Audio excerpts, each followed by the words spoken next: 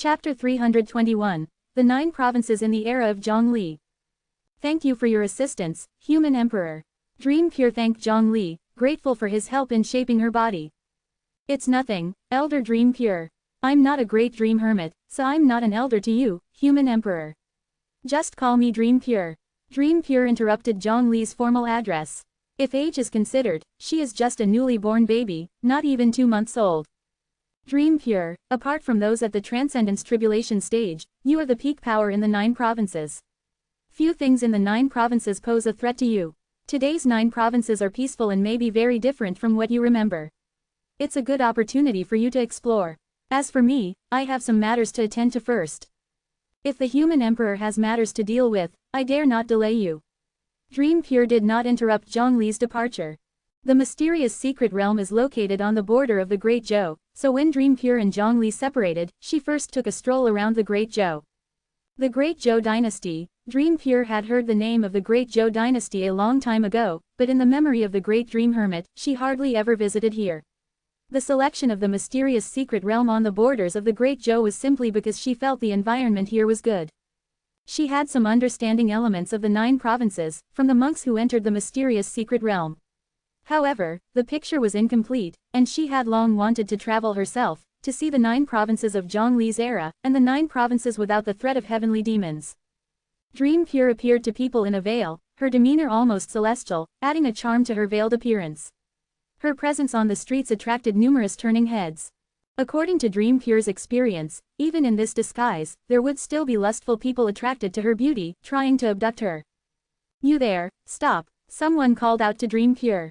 Dream Pure thought to herself, it's finally here, someone has taken a fancy to my beauty. Please show your identification. The 2 Great Zhou officials politely halted Dream Pure. They had taken notice of this woman who had appeared in the city without registration, suspecting her to be a stowaway. Dream Pure did not have any identification. None. The 2 officials looked at each other with expressions indicating that it was what they expected, as if they had found a get-rich-quick scheme, then come with us. Dream Pure thought to herself, these 2 must want to take me to a secluded place to blackmail me. Name, Dream Pure. Age, 49 days. The official found it strange, but still recorded it accurately. Place of birth, none. Are you willing to register your household in the Great Zhou? Sure. Dream Pure never imagined that the first thing she would do upon her rebirth would be to register her household. Cultivation level, body integration realm. Hiss, the 2 officials exchanged glances, unable to hide their joy. At first, they had noticed Dream Pure and thought she had somehow smuggled into the Great Zhou. Later, they realized she was curious about everything, and they deduced perhaps she was an elder who had recently emerged from long-term seclusion. Because of their long periods of seclusion, there was no completion of records for these types of cultivators by the Zhou dynasty, which made administration inconvenient.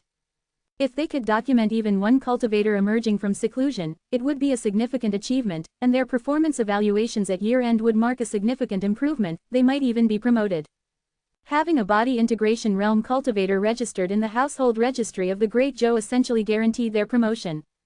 The 2 officials were of low cultivation, not confident enough to determine Dream Pure's cultivation stage, so they brought her to the city lord. At that time, the city lord was in the middle of a hearing. Ma Shi sent people to kidnap a young woman and attempted to do unscrupulous deeds, tried to bribe discreetly, was accused of kidnapping, attempted rape, and attempted bribery. He should be sentenced to 30 years in prison. Considering that Ma Shi is at the nascent soul stage. Dream Pure thought to herself, as expected, the city lord is going to reduce or pardon Ma Zai's sentence because he is at the nascent soul stage. In the memory of the Great Dream Hermit, although Great Zhou is a law-abiding country, it still has its shadows.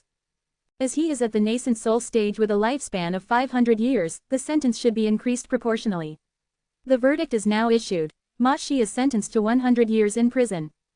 Dream Pure was surprised. The current legal environment of the Great Zhou was much better than what the Great Dream Hermit remembered. I am at the nascent soul stage. Ma Shi was furious, even though he had kidnapped a young woman. In other countries he could simply pull a few strings or offer some spirit stones as compensation. Why was he being sent to prison in Great Zhou? And for a whooping 100 years.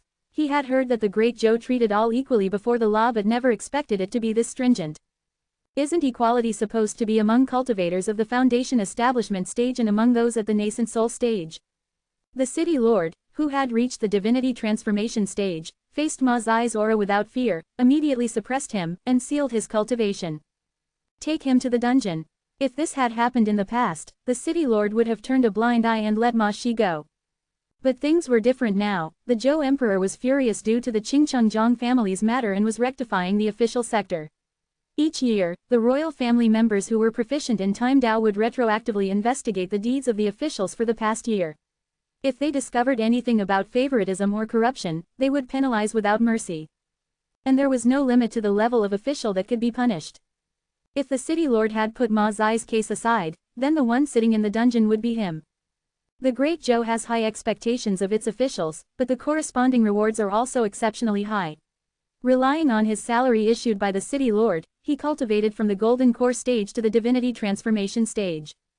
His next target was to take up official duties in the royal dynasty. His cultivation was already enough, what he needed now was merit. If he could catch a few classic law offenders in Great Zhou, such as the body integration realm cultivator Du Ping, he estimated his merits would be sufficient. Who was this? The city lord could not see through Dream Pure's cultivation. The two officials briefly reported the situation to the city lord, who felt a surge of excitement. With a body integration realm cultivator joining the Great Zhou, his merit was practically delivered right to him. The city lord tried his best to fight unhanded with Dream Pure and was easily defeated. Soon, Dream Pure's body integration realm cultivation was ascertained. Welcome to the Great Zhou.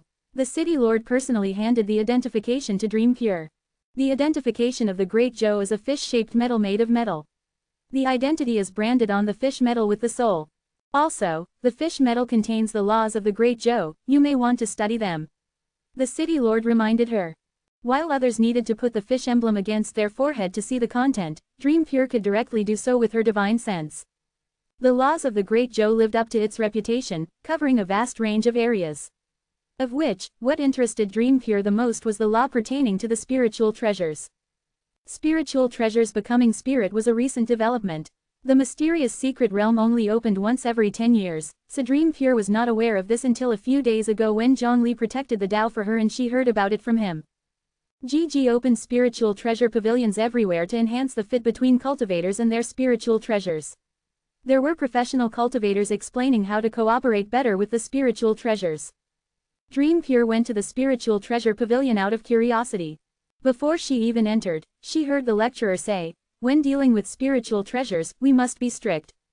Dream Pure thought to herself, how else could cultivators treat their spiritual treasures? They must be treating their spiritual treasures harshly, using them as tools. We must strictly adhere to the law of the spiritual treasure and ensure the rights of the spiritual treasure. All you spiritual treasures should also note that while the Great Zhou guarantees your rights, it also requires you to fulfill the duty of assisting your master. The relationship between cultivators and spiritual treasures is give and take. At the spiritual treasure pavilion, Dream Pure also saw the cultivators and their spiritual treasures fighting in tandem, significantly stronger than those who commanded rigid spiritual treasures.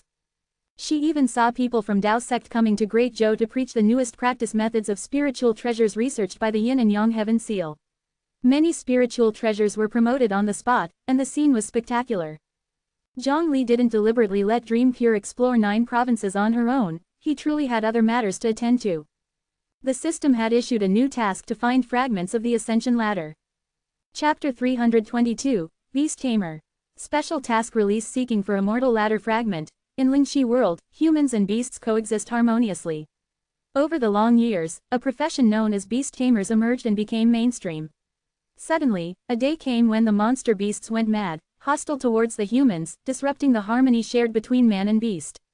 We need you to help the humans of Lingxi world fend off a nation-destroying beast wave. Task reward: Immortal Ladder Fragment. Beast Tamer. Upon seeing the term in the system description, Zhongli naturally associated it with Beastmaster Academy. A nation-destroying beast wave. It seems that the beast waves in this world are quite powerful, the status of humans may not be optimistic.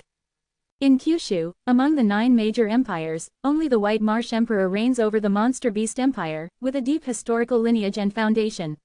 In addition, there is the Qingqiu nation established by the Great Beast, which can't be underestimated. The dragon clans in the 4 seas also belong to the Monster Beast faction, occupying the back of the Kyushu continent, raising the average territorial occupation of the monster beasts. Despite territory held by the monster beasts being greater than humans, their overall strength is slightly inferior. The monster beast faction doesn't have a transcendence tribulation stage expert, and only a few monster beasts in the body integration realm are capable. This puts them in an awkward position in Kyushu. Regardless, let's go and take a look first. Zhongli did not believe that there would be a notable challenge in resisting a nation-destroying beast wave. The only thing which made him feel difficulty was a single point. This was an assignment from 500 years ago, and it was just released by the system now. He wasn't sure how the human race in the Lingxi world fared and if they were wiped out or not. Everyone, please turn to the first chapter, second section. This forms a key part of the exam, please pay attention. The history teacher, wearing heavy glasses, slowly opened his textbook. He had a colorful parrot resting on his shoulder, which looked somewhat dull. As mentioned last class, humans and monster beasts get along well and sign soul contracts. The souls of humans inherently contain great power. Upon forming the soul contract, they can help improve the power level of monster beasts. Monster beasts have strong bodies which can aid humans in construction. This is the initial outcome of the beast tamer's profession. However, 2,000 years ago, beast traits drastically changed, becoming bloody and combative, hostile to humans. Initially, humans were underprepared and were caught off guard by the monster beasts, forcing them to retreat and taking heavy losses. The majority of the territories gained by the monster beasts were originally owned by the humans. The human body is frail and cannot compete with the monster beasts. Although technology is convenient for life, it poses no direct threat against monster beasts. Fortunately, monster beasts who have a soul contract with us are still under our control. We utilize these monster beasts to combat the others. In order to differentiate the ferocious monster beasts from the contracted ones, we refer to the latter as contract beasts. Contract beasts are our friends, monster beasts are our enemies. In the process of the battle between the contract beasts and monster beasts, the beast tamer system became more established. Humans can not only boost the soul strength of the contract beasts, they can also aid in their rapid growth. For example, the parrot on my shoulder. When we initially formed the contract, it was only a 1-star beast, but with my careful nurturing over time, it has evolved into a 4-star contract beast. As the history teacher said this, he tempered his usual serious tone, played around with the parrot's beak with his fingertips, and revealed a slight smile, as if recalling a youthful adventure with the parrot. The students below looked at the history teacher with envy. Contract beasts are ranked from 1-star to 6-star, where 1-star is the weakest and 6-star the strongest. The history teacher's 4-star contract beast is already an achievement that most people cannot attain. The students started to whisper among themselves, completely losing focus on the class.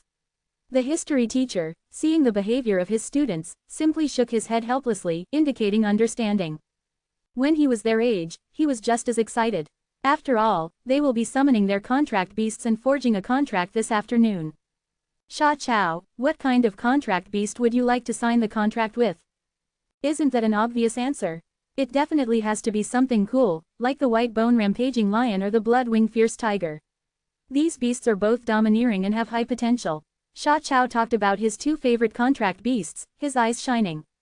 You sure have high hopes. Sha Chao's friend speechlessly replied, these 2 are stereotypical 4-star contract beasts and have a slight chance of breaking through to 5-star. Their strength is unmatched within the same star ranking.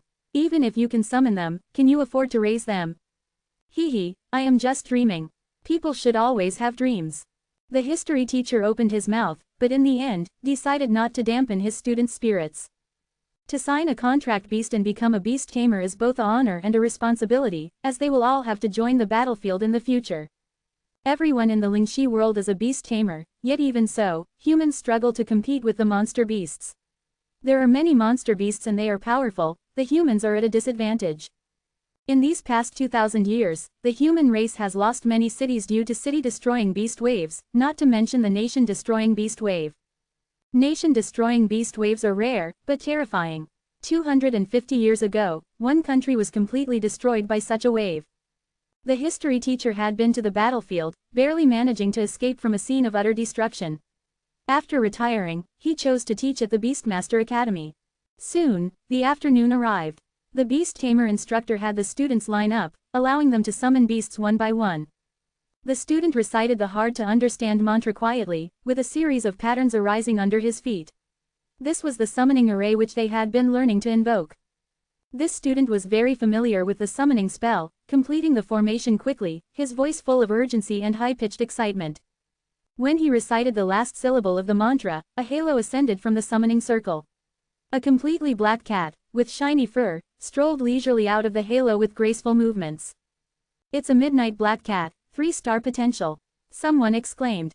At present, the midnight black cat only had 1 star. If well cultivated, and allowing it to evolve to its full form, it would be an elusive 3-star killer. The student was very satisfied with the black cat he had summoned. A person can only summon 1 contract beast in their lifetime, there's no room for a do-over. He was content having summoned the life-saving midnight black cat. He bit his thumb, producing blood. He then drew a line on his palm, slapped it on the black cat, and felt a sense of indescribable connection between him and the black cat. This is the connection between a beast tamer and a contract beast. "From now on, you'll be named Xiao He." The student held up the black cat, affectionately rubbing his face against the cat's paw pad. The black cat meowed. It wasn't clear if it was an agreement or not. "Contract beasts will stay with you for life. You should treat them as friends," advised the beast tamer instructor. "Yes, I will." The student nodded immediately. "Even though Xiao He and I signed a master-servant contract, I will still treat Xiao He as a friend." The contract between a beast tamer and a contract beast is a master-servant contract. Once the contract is established, the contract beast cannot harm the beast tamer. This is for the protection of the beast tamer. Chapter 323. Zhongli, Untapped Potential. Two-headed wind wolf, 2-star potential. Iron-feathered chicken, 1-star potential. Fire-fierce horse, 2-star potential. Mountain-crashing wild boar, 3-star potential. The Black Knight Dark Cat has set a good example. The Beast Master Trainer gives a slight nod. This batch of students has summoned beasts with much stronger contract potential than the last batch. The beasts summoned by the last batch had many with only 1-star potential, meaning whatever was summoned maintained that form without any room for growth. This had minimal impact on the war against beasts. Beasts with a potential above 2 stars were the main force in fighting against monsters. It's a Bloodwing Fierce Tiger, with 4-star potential. A white tiger cub walked out of the halo with an unrecognizable stride. Wait, a Bloodwing Fierce Tiger is supposed to be yellow, this one is white, and its wings aren't blood wings, they are ancient wings. Could it be a variant of the Bloodwing Fierce Tiger, the Bone-Winged White Tiger? The Bone-Winged White Tiger, isn't that a contracted beast with a high probability of evolving to 5 stars? Even the Beast Master Trainer was amazed. He didn't expect one of the students to summon such an extremely rare variant. "Your name is Chu Shi, right?" The Beast Master Trainer confirmed the student's identity. "Yes. Ha ha ha, good, very good." The Beast Master Trainer heavily patted Chu Shi's shoulder, laughing heartily. "Keep it up." Chu Shi is Sha Chao's friend, so when Sha Chao stepped forward to summon his contracted beast, Chu Shi secretly gave him a thumbs up.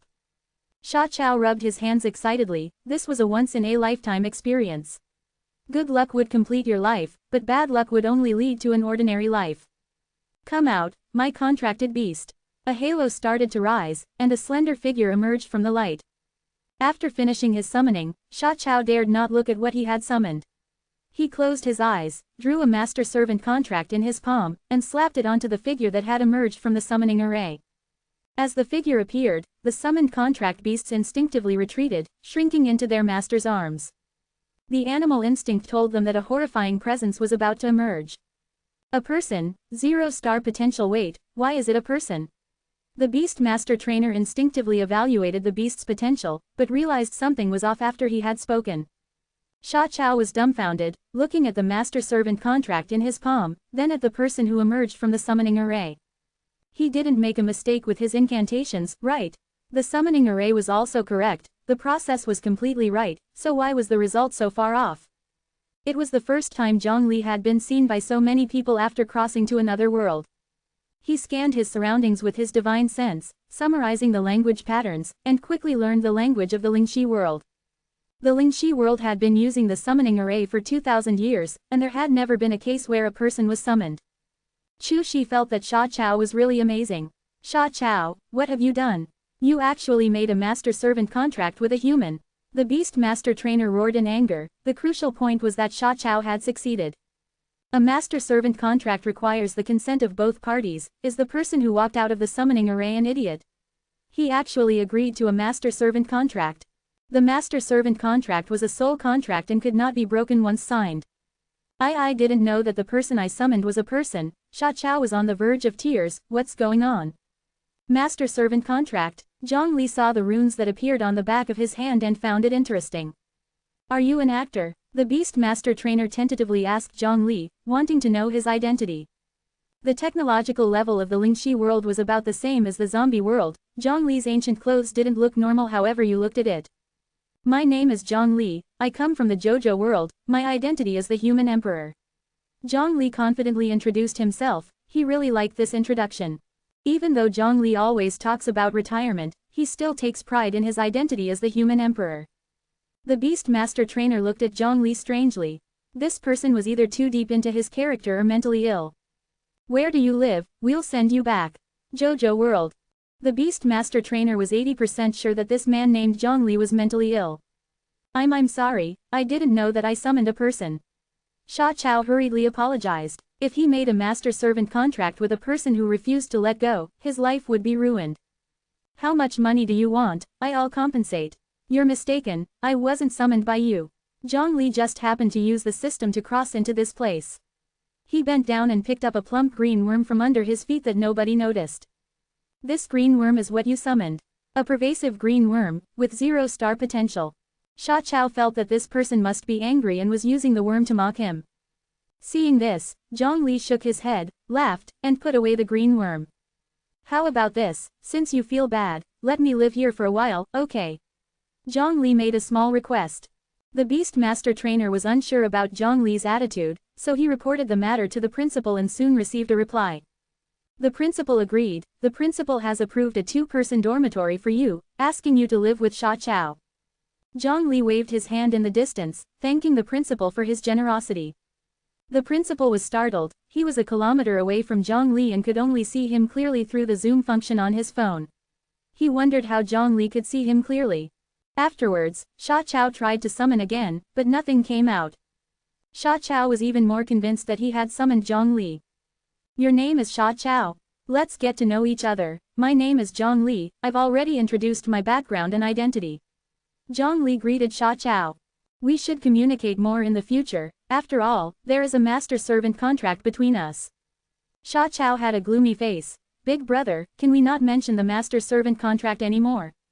That won't work, it's a fact, why shouldn't we mention it? And the master-servant contract isn't as simple as you think. Looking at Brother Yang's age, you must have gone through the summoning ceremony too. What is your contracted beast? Sha Chao changed the topic. Zhang Li thought for a while and earnestly asked, does your world have a Bai Hong beast? Although the Bai Hong beast is not my contracted beast, it's at my beck and call. According to your world's rankings, the Bai Hong beast is a 7-star. Sha Chao felt that Zhang Li was joking again. Are you polite? Zhang Li had turned on the remote communication talisman at some point, and Bai Hong, who was on the other end, felt tickled with rage when he heard Zhang Li describe him like this. This kid has found another fun world. So, if I want you to come to this world, will you come? I will. See, ready at your beck and call. Sha Chao was staring incredulously at the remote communication talisman, not knowing what this black technology was. From his conversation with Bai Hong, Zhang Li calculated the time flow of this world. 500 years have passed in JoJo, while 250 years have passed in the Lingxi world. Seeing that Sha Chao still didn't believe him, Zhang Li straight away took him flying in the sky for a while, and only then did he gradually begin to understand the complicated words like JoJo world and cultivation. Back in the dormitory, Sha Chao was still reeling, and swallowed hard. He had summoned a god. Chapter 324. Who is the master, who is the servant? Old Bai, are you coming over? This world is pretty interesting. Zhang Li warmly invited Bai Hong to. He was weak and helpless in this world and needs a powerful, contract-bound beast to protect himself. Forget it, I'm too busy. Bai Hong too resisted the external temptation. He has been working hard lately, having no time to take a break and play. Previously, Zhang Li, that jerk, even said that the personalized Zhuzhou spirit plant array, the plan he painstakingly designed, posed no threat to him, which infuriated Bai Hong too. This time, he was determined to find a way that could pose even an atom of threat to Zhang Li.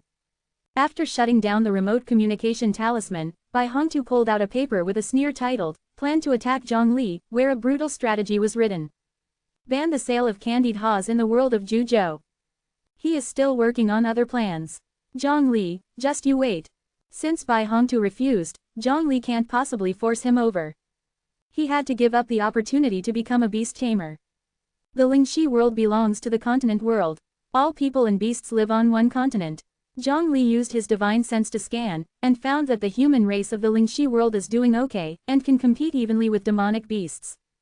The upper echelons of the human race have 6-star contract beasts, and there are also 6-star beasts on the beast side. Neither are afraid of the other, and they are far from heading towards extinction. Zhang Li didn't believe that the heavenly demon from outside the domain would let this place be. The continent is divided into half by the human race and the beasts, each occupying one half. The territory occupied by the human race is divided into 6 nations, and the territory occupied by the beasts is made up of primitive forests. Under Zhang Li's divine sense, it felt quite fragmented. The human race has 6 nations, and their technology is passable. However, the individual strength of the human race here is utterly weak. They have no spiritual cultivation and rely solely on contract beasts for battle. Any ordinary person from Juzhou who crosses over here could be considered a martial arts master. The contract beasts didn't just appear out of nowhere. They were transported from the demonic beast forest. The beasts that have signed a contract are the humans' good comrades, and those beasts that haven't signed a contract are enemies of humans. Big Brother Zhang, did I really summon this green worm? After learning that Zhang Li has some mysterious strength, Sha Chao no longer treated Zhang Li's words as jokes. Do you think you could summon me? Zhang Li looked at Sha Chao with a mix of amusement and seriousness. But the potential of the green worm is 0 stars, it will be useless no matter how much I train it. The blow to Sha Chao's ego was too much. He had fantasized about summoning a contract beast with great potential, overcoming all obstacles with fierce determination, and becoming a grand hero to all humanity after making it to the demonic beast forest. A green worm that could only spit silk was not capable of that. In history, only a few unfortunate ones have managed to summon green worms. The one with the best luck managed to stimulate the worm's potential and evolved it into a 1-star contract beast, the giant Luna moth. The rest remained a 0-star green worm until their deaths. Unexpectedly, he was fortunate enough to make his debut in history as a new unlucky fool. Since it was summoned by himself, having a contract beast was better than not having one at all. Sha Chao planned to sign the contract with the green worm first. Maybe he could evolve it into a giant Luna moth. But Zhang Li stopped him. Don't rush, let me first understand the situation of your world. After Sha Chao fell asleep, Zhang Li studied the structure of the summoning array. He reached a conclusion. I better ask Bai Hongtu tomorrow. During the outdoor class, everyone was embracing their summoned contract beasts, looking very affectionate. If it wasn't for the special environment, Zhang Li would have thought he had arrived at a small pet class. Congratulations everyone on summoning your own contract beasts. The eyes of other students unintentionally drifted towards Sha Chao and Zhang Li. Everyone has summoned their contract beasts, but how could Sha Chao summon a person? How would Sha Chao fight in the future? This Zhang Li is just an ordinary person, clearly not a fighter at first sight. Sha Chao stifled his embarrassment and persisted in attending the class. In the upcoming days, I will guide you on how to become a qualified beast tamer from aspects such as cultivation, feeding, increasing affection levels, and other areas. The most important thing for a beast tamer is to increase the level of the contract beast. Today, we will first learn how to promote the level of the contract beast. Everyone close your eyes and carefully sense the extraordinary aura in the air. You should all be able to feel it. After signing a contract, we connect with our contract beasts on a soul level. Everyone's perception will change accordingly and become more acute. Teacher, are those blue light points wandering in the air? A few minutes later, Chu Shi, who had summoned a white tiger with bone wings, was the first to perceive the anomaly in the air. Yes, we call this spiritual energy. The instructor looked as if he had expected it all along. Contract beasts and beast tamers complement each other. The greater the potential of the contract beast, the stronger the beast tamer's ability to perceive spiritual energy. After Chu Shi, many others claimed to have sensed the spiritual energy and were very excited. The instructor found that only Sha Chao did not say that he sensed anything, and he sighed inwardly. Poor child, how could someone who signed a contract with a person sense spiritual energy? Sha Chao looked puzzled. He had sensed the existence of spiritual energy much earlier than Chu Shi by following the instructor's guidelines. He's full of confusion. The textbooks made it very clear that without a contract beast, one cannot sense spiritual energy. Sha Chao glanced at Zhang Li secretly. Could this big shot be his contract beast? Now, let's all try to draw these blue light points, also known as spiritual energy, into our bodies. Close your eyes. Let me show you. In people's perception, bits of spiritual energy were absorbed by the instructor and circulated in his body before finally being transferred to the body of the contract beast. We absorb spiritual energy and feed it to our contract beasts to make them stronger. That's the method of upgrading contract beasts. Excuse me, if I can't sign a contract, does that mean I can't sense spiritual energy? Zhang Li asked. The instructor confidently replied, only a rare few can sense it, and even if they do, they can't absorb it on their own. It can cause bodily disorder, and in severe cases, even death. We have found that this is not the correct way to use spiritual energy. The correct way to use spiritual energy is only to feed it to contract beasts through us. Oh, the human race of Lingxi world didn't continue to research how to absorb spiritual energy to cultivate. Instead, they focused on upgrading the level of the contract beasts. After explaining Zhang Li's question, the instructor continued, everyone, please try to upgrade your contract beasts using spiritual energy. Big brother Zhang, should I transfer the spiritual energy to you? Sha Chao quietly asked. Zhang Li glanced at Sha Chao. No need. After Zhang Li finished speaking, he went straight towards Chu Shi. Sha Chao, who didn't understand his intentions, jogged to keep up. At this time, Chu Shi was holding a white tiger cub, absorbing spiritual energy, and then transferring it to the little white tiger. The spiritual energy was transferred from the palm of Chu Shi's hand to the back of the little white tiger's paw, which was also where he touched to sign the master-servant contract. Zhang Li, interested, squatted aside to watch, and suddenly asked, who do you think is the master and who is the servant between you and the white tiger cub? Chu Shi was puzzled but still answered, of course, I'm the master, and the little white tiger is the servant. Zhang Li laughed but said nothing. Chapter 325. The Inverted Master-Servant Relationship. Zhang Li had already suspected that there was something wrong with the master-servant contract in the Lingxi world. Back then, he was uncertain, but after closely observing today how the humans in the Lingxi world nurtured their contract beasts, he confirmed the authenticity of these contracts. The contracts signed between humans and beasts were indeed master-servant contracts, but the beast tamers were the servants and the contract beasts were the masters. That's why he let Sha Chao sign a master-servant contract with him. Sha Chao was his servant. The reason why humans could sense spiritual energy's existence indeed came from the master-servant contract. But the process wasn't as people imagined, forming an intimate connection with the contract beast and enhancing people's perceptive abilities. The truth was that the contract beasts, as potential powerhouses, gifted a part of their perceptive abilities to their human beast tamers. Zhang Li could erase his master-servant contract with Sha Chao, but he wasn't sure whether he could do the same if Sha Chao established a contract with Qing Chong in the future. After all, Sha Chao was his servant. He needed to be cautious with him. Qing Chong has great potential. You can sign a contract with him. Zhang Li suggested. Great potential. Sha Chao heard this concept for the first time. Could a moth's potential be so significant just because it could evolve into a one-star dustwing moth? I have told you before, your world is called the Lingxi world, and I come from the Zhouzhou world. Above our shared worlds, there is the existence of the immortal realm. The immortal realm, I think I've heard of the immortal realm. Sha Chao recalled a legend from the recesses of his memory.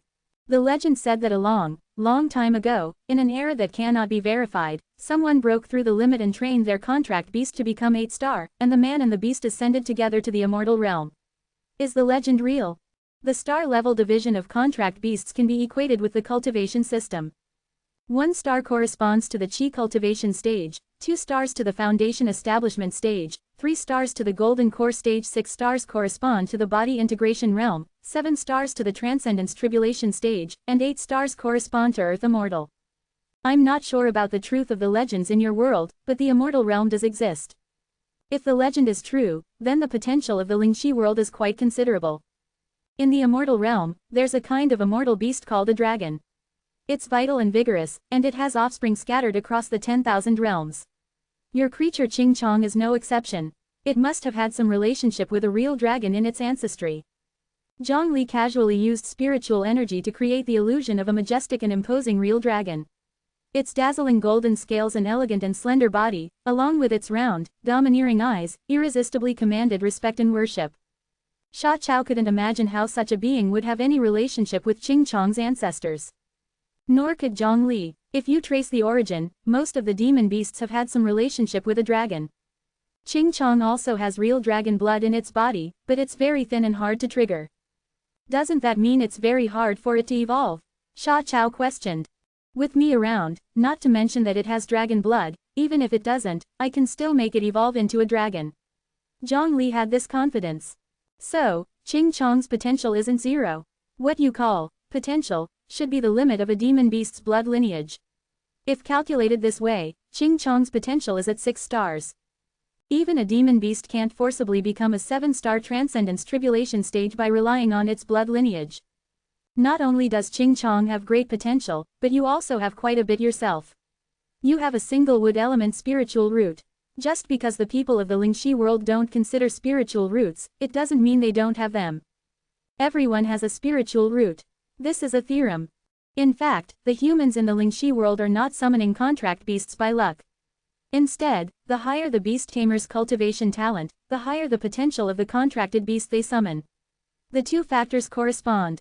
Chu Shi, who previously summoned the bone-winged white tiger, also had high talent.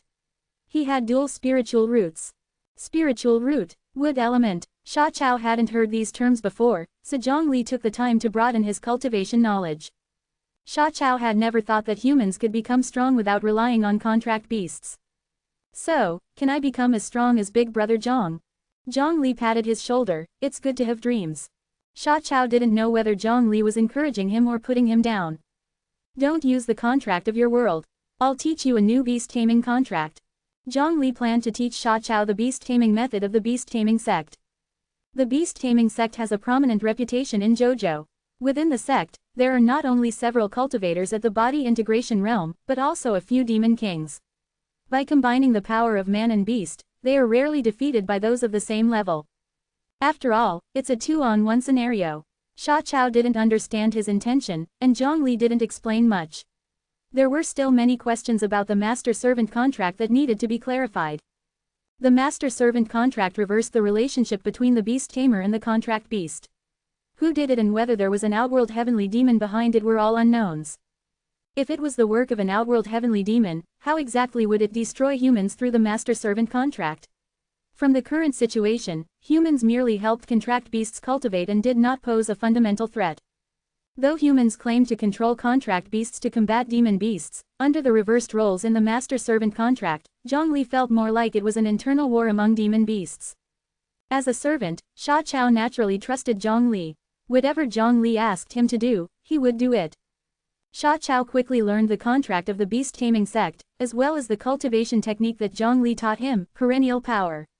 It could enhance defensive power and recovery ability, serving more for preserving life than combat. Zhongli didn't need to let Sha Chao first learn spiritual energy chart, and then create a tailored cultivation technique for him.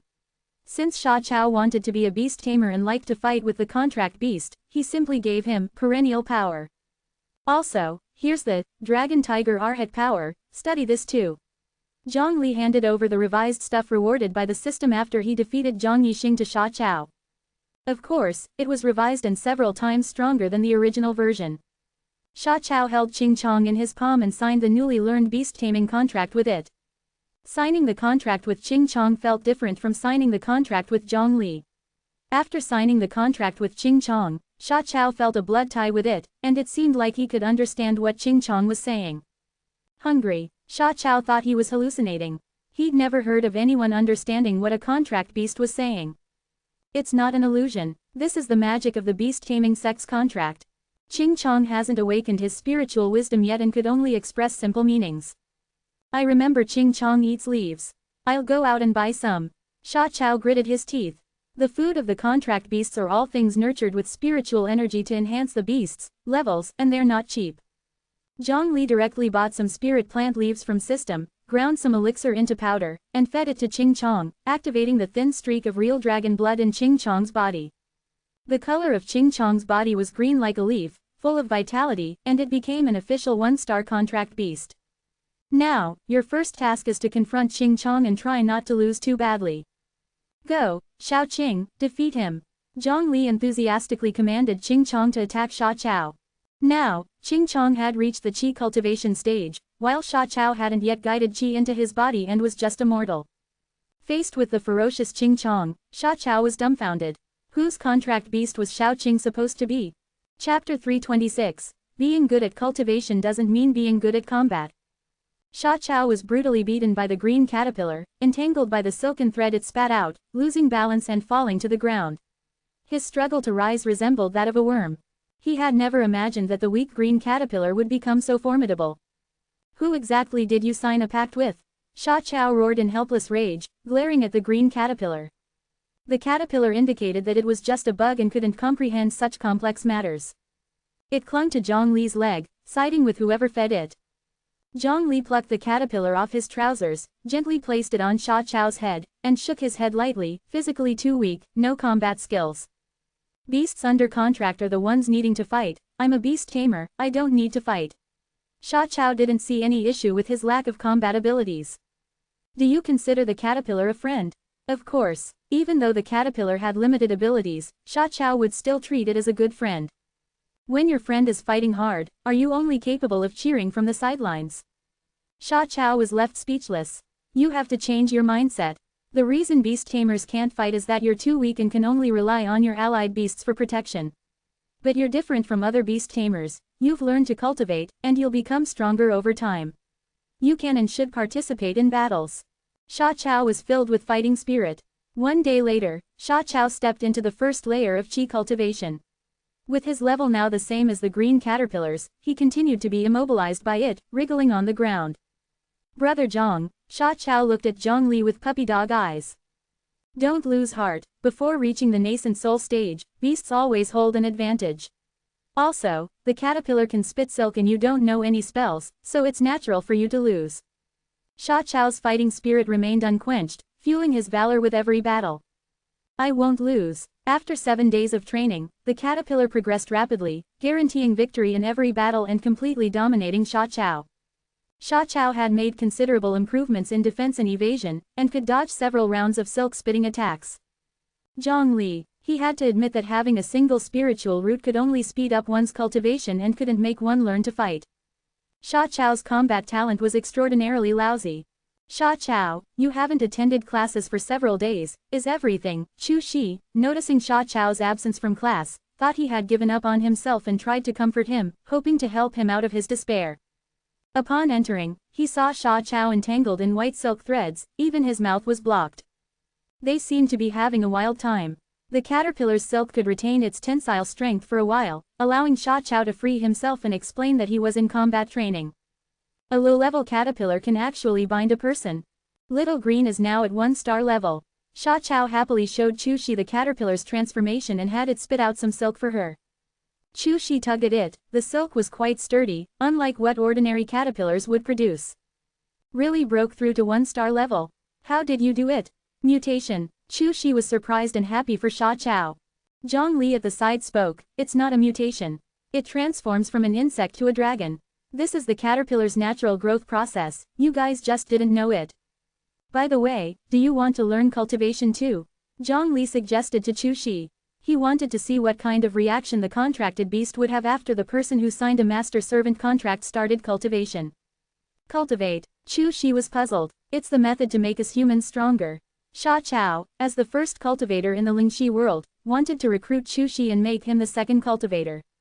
Seeing that Chu Shi still didn't understand, Sha Chao took him to the training field to have a match with the white tiger cub in his arms.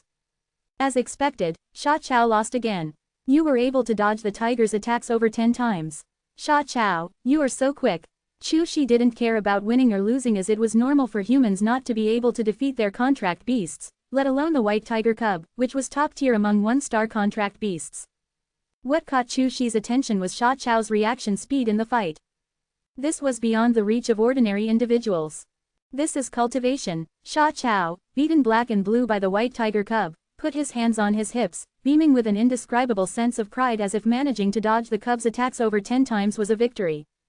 Zhang Li held his forehead, starting to regret teaching Sha Chao how to cultivate. Sha Chao's interpretation was completely disgracing cultivation. Sha Chao activated perennial power, quickly healing his facial injuries. So, do you want to learn? Zhang Li asked. Learn. Chu Shi was tempted. Then let's start from the map of spiritual energy. Zhang Li carefully tutored Chu Shi on how to cultivate. With a foundation set in his earlier practice of introducing qi into his body, Chu Shi quickly learned how to cultivate and stepped into the first layer of qi cultivation. Zhang Li discovered that once Chu Shi became a cultivator, he surprisingly shared a part of his achievements with the White Tiger Cub due to the master-servant contract. Only Zhang Li noticed this, neither Chu Shi nor the White Tiger Cub did. Is it a requirement of the master-servant contract to keep servants' powers from surpassing their masters? Zhang Li speculated. As the only two cultivators, Sha Chao and Chu Shi were filled with curiosity about this new power. The two began a battle. Heh, youth is great. Unlike me, my bones aren't as nimble anymore. The history teacher chuckled and ambled over from the stands, massaging his lower back. Nimble, the parrot on the history teacher's shoulder repeated. The history teacher wasn't really old, only in his 50s. However, he was injured on the battlefield and he was never the same again, his health had been poor. Hello, Professor Feng, why are you here? In Sha Chao and Chu Shi's impressions, Professor Feng almost always stayed in the library and seldom went out, let alone to a place like the training field. When you get old, you become nostalgic. Professor Feng touched the smooth wall of the training field, reminiscing about the past. Nostalgic, the parrot repeated. I was once a student at this school, I trained day and night in this field. Picked up all sorts of skills and then rushed to the battlefield, hoping to carve out a bright future for the human race. But sadly, I was alone and weak. The brutality of the battlefield scared me off. I could only come back and teach, never regaining a desire to fight. That was many years ago. Professor Feng shook his head gently. Lately, I've been having frequent periods of confusion. I keep dwelling on the past, don't mind me. Upon hearing the words, confusion, Sha Chao and Chu Shi immediately tensed up, looking as if they were about to cry. You're only in your 50s, how could you be? Isn't it said that such symptoms only appear after you reach the age of 60 or more? What's wrong? Zhang Li couldn't figure out why the two were so tense, they seemed to believe that Professor Feng would soon pass away. Nimble, nostalgic, the parrot kept repeating the same words ceaselessly, becoming annoying. Just as Professor Feng was about to say something, he suddenly became stupefied, saliva dribbling from the corner of his mouth, repeating the same words over and over. Nimble, nostalgic, the man and the parrot, parroting the same words, in a robotic and stiff manner. Chapter 327, Assimilation Disease. Professor Feng appeared as if he had dementia, unclear and confused, squatting on the ground with his arms out, flapping them up and down like a bird. Sha Chao and Chu Shi frantically dialed numbers, trying to call an ambulance. The ambulance was too slow, so Zhang Li directly picked up Professor Feng and took him to the biggest nearby hospital. The hospital staff had seen many cases similar to Professor Feng's. They skillfully placed him on a stretcher and rushed him into the emergency room. How come this patient is only in his 50s? I know, right? I read online that the average age of patients has been decreasing recently. It's not just us, it's happening all over the country. Two nurses whispered to each other as they followed the doctor into the emergency room. Is such a condition common in your world? Zhang Li noticed that there were many other patients in the hospital exhibiting symptoms similar to Professor Feng's. The patients were all delirious, making it impossible to understand their intentions. He initially noticed this with his divine sense, but didn't think much of it, assuming that early onset dementia was prevalent in this world. Now, it seemed that was not the case. Sha Chao nodded. Yeah, we call it assimilation disorder. It has existed since the emergence of the beast tamer system. Contract beasts aren't highly intelligent, their minds are chaotic, and we can't understand the meaning of their language. After signing a contract, the contract beast affects the beast tamer's mind all the time. At the beginning of the contract, the effect is almost negligible. But over time, the effect grows stronger, as if there's another voice in your head, constantly uttering incomprehensible words. In the end, the beast tamer's mind is completely occupied by the other voice, resulting in madness. Our instructor always stressed upon treating contract beasts kindly, regarding them as friends, and trying to understand the meaning of their language. This is because doing so can delay the onset of assimilation disorder. Professor Feng is now in the late stages of assimilation disorder. If this happens a few more times, he will truly go mad. Chu Shi was worried. The joy of learning to cultivate was completely gone. Professor Feng was a great teacher. Although strict, he would always include little stories in his lectures, enlivening the class atmosphere, and he didn't assign much homework. Lately, Professor Feng has been reminiscing about his past. I thought he was recalling his past glory, but he was simply trying to organize his memories before going mad. The two of them had long noticed Professor Feng's condition, but they didn't take it seriously. After all, Professor Feng was only in his 50s, far from the age when assimilation disorder typically manifests. It seems that the onset of assimilation disorder is advancing earlier. They had also heard the conversation between the two nurses. I remember Professor Feng specifically mentioned that the onset age of assimilation disorder was 120 years old 2000 years ago. As the beast tamer system continues to improve, we've gained power against the beasts while the age of assimilation disorder onset progressively decreased to 110 years, 100 years, 90 years and now to just over 50 years. Everyone is destined to have assimilation disorder, some get it early, some get it late. Overall, the onset age of assimilation disorder is advancing earlier. And the Lingxi world has not yet found a good solution. Zhang Li frowned. This was not a minor issue. He no longer trivially investigating the effects of the master-servant contract. You two wait here, I'll get an expert. Sha Chao and Chu Shi looked at each other. An expert? There were plenty of experts on assimilation disorder in this hospital. Even the capital's experts came here for discussion and study. Where could Big Brother Zhang find an expert? Zhang Li simply vanished right before their eyes, startling Chu Shi. Don't worry, it's routine. Sha Chao remained composed. He had been flown into space by Zhang Li and had seen much. Even if Zhang Li destroyed a planet now, he wouldn't be surprised. What on earth did you summon? Chu Shi was certain that Big Brother Zhang was not from their world. A god. Old Bai, where's that elder from Dao sect who's proficient in contract methods? I need him for something. Zhang Li had intended to leisurely study the master-servant contract, but with this incident, he couldn't afford to play around anymore. The method of contract was an obscure cultivation practice in the 9 provinces, almost extinct, with only the Dao sect preserving its lineage. Now, the way of contract has blossomed anew in the 9 provinces, with spiritual treasure contracts seen everywhere. And the blueprint of the spiritual treasure contract originated from this elder from Dao sect who was proficient in the method of contracts. You're looking for Elder Tang Xing. He is on that mountain. Bai Hongtu pointed towards a location, and Zhang Li turned to leave. Elder Tang Xing, are you there?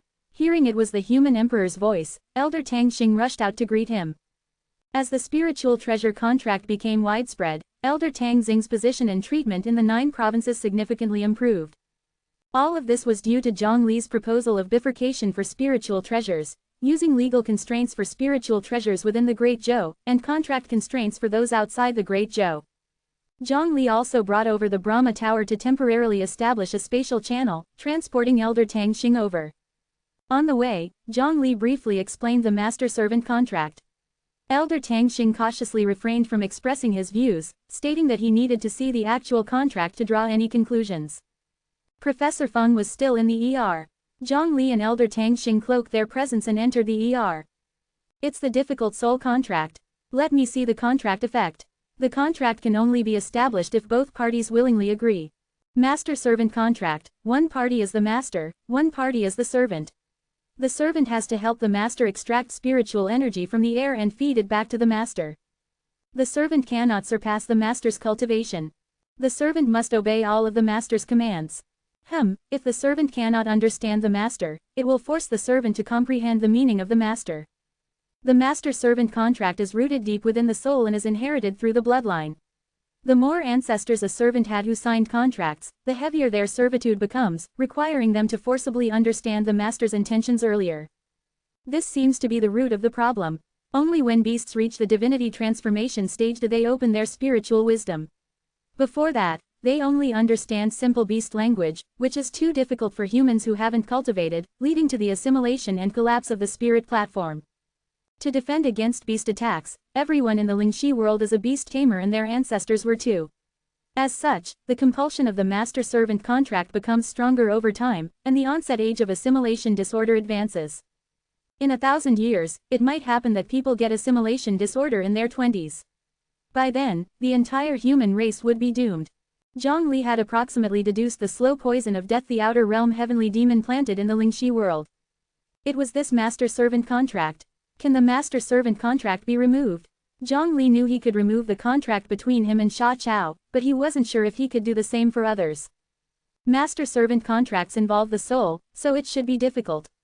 However, since the human emperor is in the Mahayana realm, removing the master-servant contract shouldn't be a problem for him. There's a 90% success rate. However, if the human emperor wants to remove the master-servant contracts of the entire world, there is a 10% chance of failure. And failure results in death. So you're saying, 10% of people would die from removing the contract? Yes. Chapter 328. The Path of Beasts and the Path of Humans. Despite the Lingxi world being much smaller than the Nine States world, it still houses over 10 billion human inhabitants. If 10% of them die due to detachment from their contracts, it will result in over 1 billion deaths. Is there any way to increase the success rate? Yes, however, I'm not clear on the specifics. Elder Tang Xing did have a more optimized method. Unlock the spirit wisdom of the beasts. The difficulty in breaking the spirit contract in this world lies in the foul chaos of the beasts and their unclear spirit wisdom.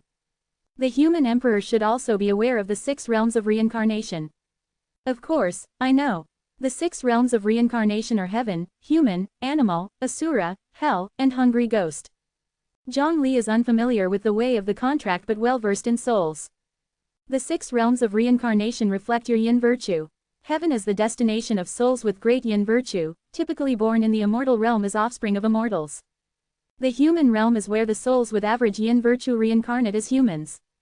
The animal realm is for souls who have made mistakes in their previous lives and have scarce yin virtue. As a punishment, they don't reincarnate as humans in the next life but as unintelligent animals. Asura, hell, hungry ghost, these 3 realms only exist in the underworld and are unseen in the mortal world. Seeing the human emperor's familiarity, Elder Tang Xing forfeited the idea of parading his own knowledge, thus explaining his viewpoint simply and honestly. Monster beasts represent the animal realm, they have scarce wisdom and rely on instinct most of the time. Compared to humans, they are far inferior.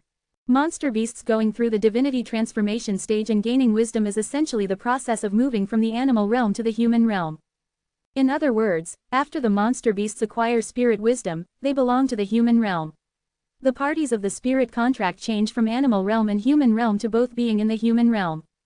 Zhang Li agrees with Elder Tang Xing's view that gaining spirit wisdom is a watershed. Those who develop spirit wisdom fall under the jurisdiction of the human emperor, whereas those without it are considered beasts and aren't the responsibility of the human emperor. In this way, the success rate of breaking the spirit contract can be increased to 99%, perhaps even up to 100%. Even if the spirit contract is not dissolved, humans will truly understand the intentions of the monster beasts once the beasts have spirit wisdom. The circumstance where the contract interprets the beast language forcibly, leading to a mental collapse, will cease to exist. Generally, monster beasts have unclear spirit wisdom before the divinity transformation stage, having strength but no wisdom. It's only after reaching the divinity transformation stage that various mind roots open up, often resulting in an enlightening experience. However, the monster beasts of the Nine States world are different. The first generation Bai's emperor was an intelligent monster beast.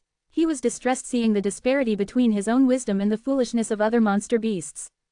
He diligently developed a method to unlock the wisdom of monster beasts, integrating the method into the bloodline of his descendants. This allowed the monster beasts of the Nine States world to have wisdom from their birth, forming the Bai's dynasty based on this. It's said that the underworld listed the first generation Bai's emperor as the top fugitive, promising extreme torment for him in the afterlife upon his death. The first generation Bai's emperor toyed with the butterfly and human realms set by the underworld skillfully. But according to immortal Venerable Chong Kun, the first Bai's emperor became a heavenly immortal and was in his prime, living well before the disappearance of the immortal staircase. The Venerable speculated that the underworld was helpless for now, as the underworld could only govern the dead, not the living. This is a limitation of practicing the way of reincarnation. Bai's emperor, are you busy?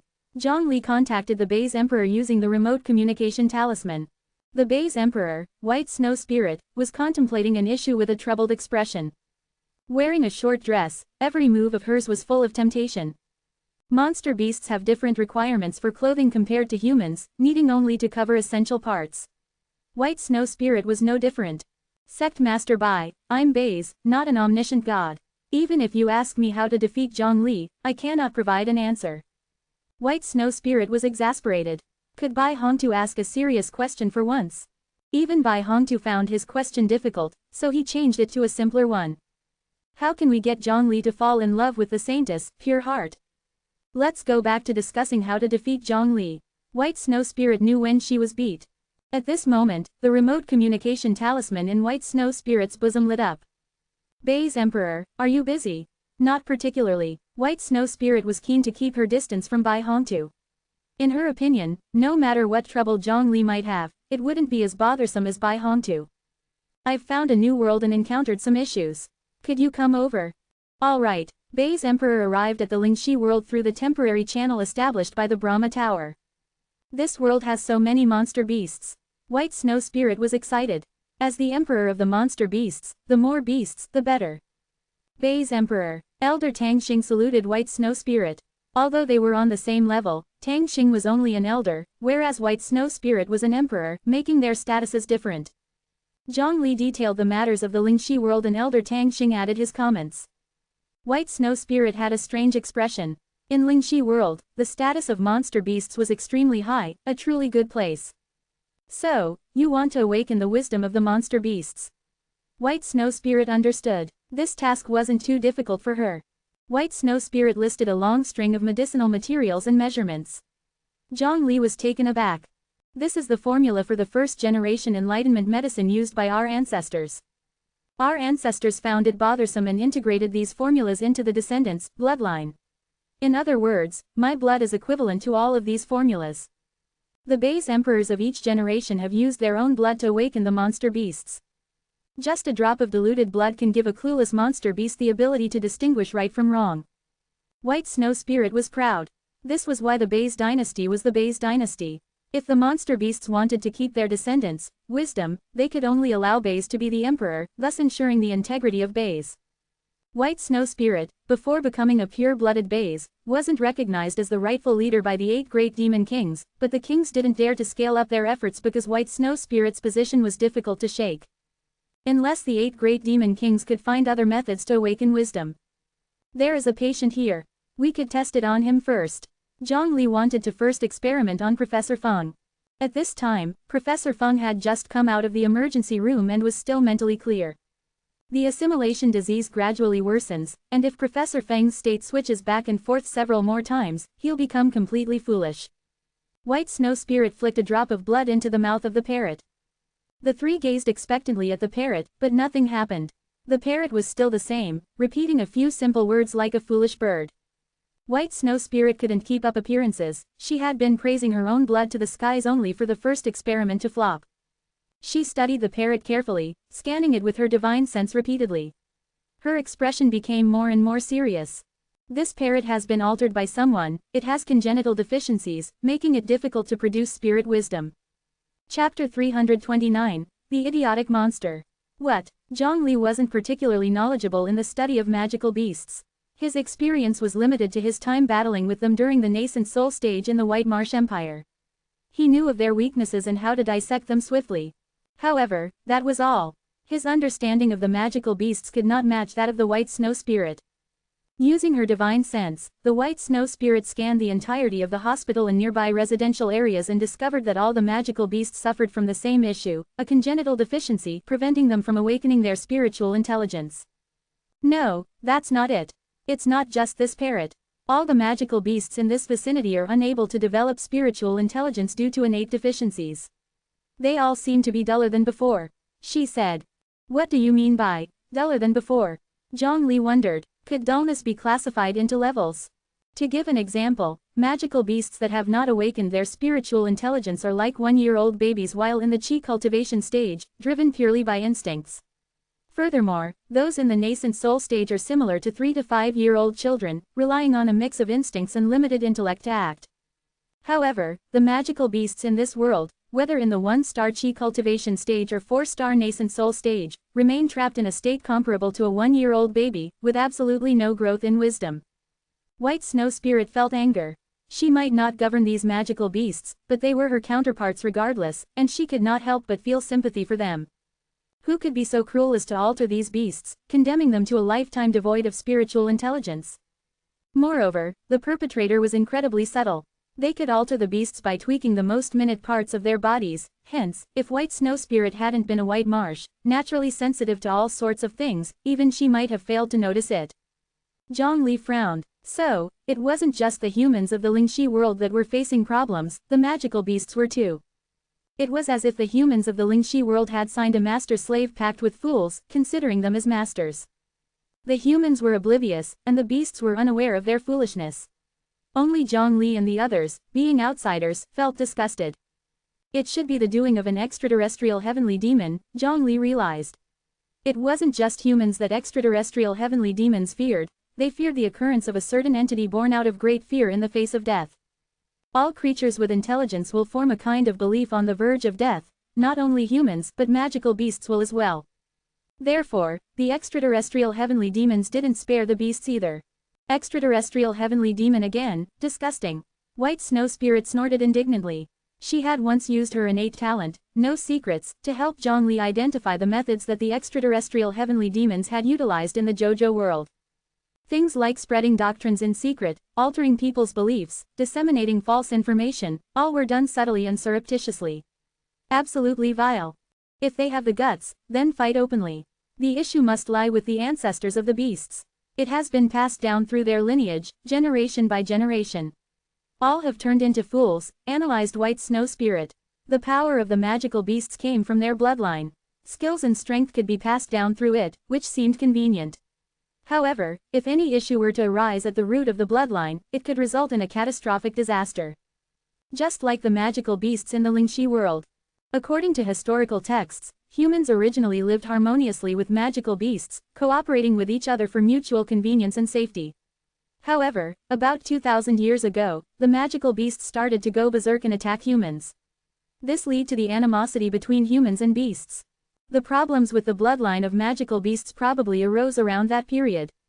Zhongli found the situation to be quite problematic. Seeing Zhongli's concern for Professor Feng, the White Snow Spirit decided to feed the parrot a few more drops of white marsh blood. Instantly, the parrot's mental state seemed clearer, and it seemed to understand many things. "Thank you for your blood," the parrot bowed to thank the White Snow Spirit. Professor Feng also regained consciousness, his eyes filled with a myriad of emotions as he looked at the three individuals. "Your blood still works." Zhongli was surprised. Rolling her eyes, White Snow Spirit responded, "A few more drops of white marsh blood are enough to awaken a block of wood. However, this isn't a permanent solution, as the number of magical beasts in this world is vast. I can't possibly feed every single one of them. Even at the body integration stage, I can't afford to donate so much blood. How about we ask Alchemy Peak for some blood-making pills?" Elder Tang Xing suggested. "Can you please act like a human being?" White Snow Spirit, without words, retorted. Big Brother Zhongli, who are these two people? Sha Chao and Chu Shi came to the hospital ward, and found Zhongli standing with two strangers. They seemed to be led by him. However, compared to Zhongli, the beautiful White Snow Spirit was more eye-catching. Friends from the JoJo world, they are all in the body integration realm. Zhongli introduced briefly, as mentioning the Dao sect and White Marsh Empire would be meaningless to Sha Chao and Chu Shi. The two of them gasped. Body integration realm was equivalent to the mythical six-star contract beast, capable of plucking the stars and capturing the moon. This terrifying ability is beyond words' description, only knowing that the activity of a six-star contract beast or magical beast brings calamity to both humans and beasts alike. They were strategic weapons. Nobody dared to use them. Oh, this little tiger is a variant of Changqi. It's not as good as a purebred Changqi cub, but it's quite decent. However, this green bug is interesting. The dragon's blood in its body is quite strong. White Snow Spirit noted the difference in the green bug. "I fed it," Zhongli responded. "Oh, that's quite common then." With that, White Snow Spirit immediately dismissed the green bug as ordinary. Sha Chao wanted to stick up for his little green. "This green worm might help us awaken the spiritual intelligence of the magical beasts," suggested White Snow Spirit after examining the green bug, sparking a new idea. "You mean, relying on the characteristics of the dragon's bloodline?" Zhongli also thought of it. Sharing a glance, they both smirked in unison. Only Elder Tang Xing was left in confusion, failing to understand what was going on. White Snow Spirit explained, "The dragon's bloodline can stimulate the latent potentials of other races' bloodlines and grant the magical beasts a potential to surpass their ancestors. Moreover, the dragon clan can also pass on their advantages to all the magical beasts in their domain. I don't need to divide my white marsh blood among the magical beasts living in the four seas. They all fall under the jurisdiction of the dragon clan. If the dragon clan possesses spiritual intelligence, they can also grant the magical beasts in the Four Seas spiritual intelligence. This is partly why Four Seas Dragon Clan has never been a part of the White Marsh Empire. As the dragon clan that strong, Elder Tang Xing was somewhat surprised. Zhang Li said, "Don't underestimate the dragon clan. They are top tier within the immortal beasts, and are indeed heads of the immortal realm." The might of the dragon clan could be inferred from the legacy left to the Four Seas Dragon King, the Dragon King immortal tool. Even the White Marsh Empire didn't possess an immortal artifact. Magical beasts rely on bloodline, that is, they rely on the prestige of their ancestors. Hence, those possessing the dragon clan bloodline, in essence, have had their ancestors serve as emperors, which is incomparable to others. We train this green bug to become a true dragon, unite all magical beasts, and transform the entire world into its territory. Then, we utilize the unique capabilities of the dragon's bloodline. But the dragon's bloodline alone may not be able to imbue all magical beasts with spiritual intelligence. Most likely, it would only neutralize the congenital foolishness of the magical beasts. When that time comes, along with my white marsh blood, all magical beasts will be able to embody spiritual intelligence. Perfect plan. White Snow Spirit put forward the complete plan. Why can't we directly invite the Four Seas Dragon King? Elder Tang Xing, captivated by his contract research and lacking understanding of magical beast bloodlines, asked.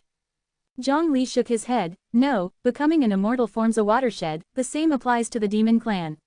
Prior to becoming immortal, the dragon clan can only establish their territories in their birth world. Only after becoming immortal, and roaming the world, can they establish territories in other worlds. Therefore, the organization has decided that you have to save the world. Zhang Li patted Sha Chao's shoulder. Sha Chao was dazed. He had just come to visit Professor Feng, but now, the hefty responsibility of saving the world was thrust onto his shoulders. Chapter 330, Caterpillar Evolution. If only White Snow Spirit were here, she certainly wouldn't so casually talk about raising a real dragon. What is a real dragon? It's a true body integration realm demonic beast, an entity of the same status as White Snow Spirit, even with a higher bloodline than her. She wouldn't brag about being able to raise a body integration realm dragon. But Zhang Li presents a very different story here. Isn't it a breeze for someone in the Mahayana realm to cultivate a body integration realm dragon? White Snow Spirit can confidently say that she could help Zhang Li cultivate a real dragon. First, I will awaken the spiritual wisdom of this little worm. White Snow Spirit generously feeds the green worm a few drops of blood. The blood of Baze is beneficial to any demonic beast, including the green worm with the real dragon bloodline. Nourished by Baze's blood, the green worm's strength soared tremendously, advancing directly to 2 stars. Already 2 stars? Sha Chao was taken aback. He barely reached the chi cultivation stage, while his contracted beast had risen to 2 stars, the gap between them widened further, and the day to defeat the green worm seems to be far in the distance. The green worm spit silk to form a cocoon, tightly packing itself inside. I'll also feed you some. White Snow Spirit was not stingy, she also dripped a few drops to a white tiger cub. The bone-winged white tiger also rose to 2 stars, becoming spiritually intelligent. It lay crouching on the ground, speaking human language, kneeling to thank White Snow Spirit. Let's take a look at the status of 5-star and 6-star demonic beasts and contracted beasts in this world. Zhang Li proposed, which was met with agreement from White Snow Spirit and Elder Tang Xing. Watching the 3 figures disappear, Sha Chao and Chu Shi didn't relax but felt stressed instead. Even if Zhang Li's group didn't explicitly mention it, they also sensed that their world had serious problems. Give me a cup of water. Professor Feng had already awoken, but the powerful auras of Zhang Li and the others were overwhelming, so he never had the opportunity or the qualification to intervene. However, he got the general idea of what Zhang Li and the others were discussing and could speculate on the rest. Professor, here. Sha Chao quickly handed Professor Feng a cup of warm water. Professor Feng took a moment to gather his thoughts, finally regaining full consciousness. Since the parrot had been graced by White Snow Spirit to speak human language, he would no longer lose his mind.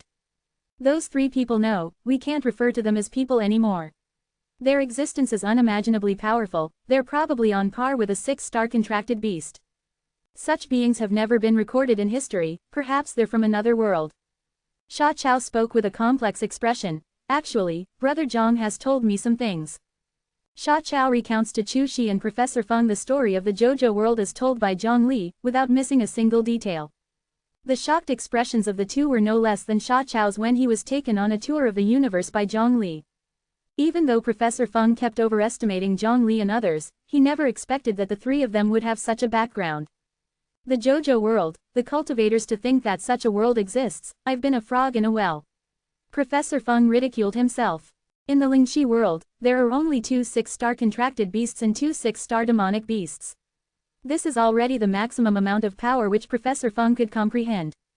Professor Feng never imagined that in the JoJo world alone, there were hundreds of cultivators equivalent to a 6-star contracted beast in the body integration realm, not to mention the Transcendence Tribulation stage, Immortals, and the Mahayana realm.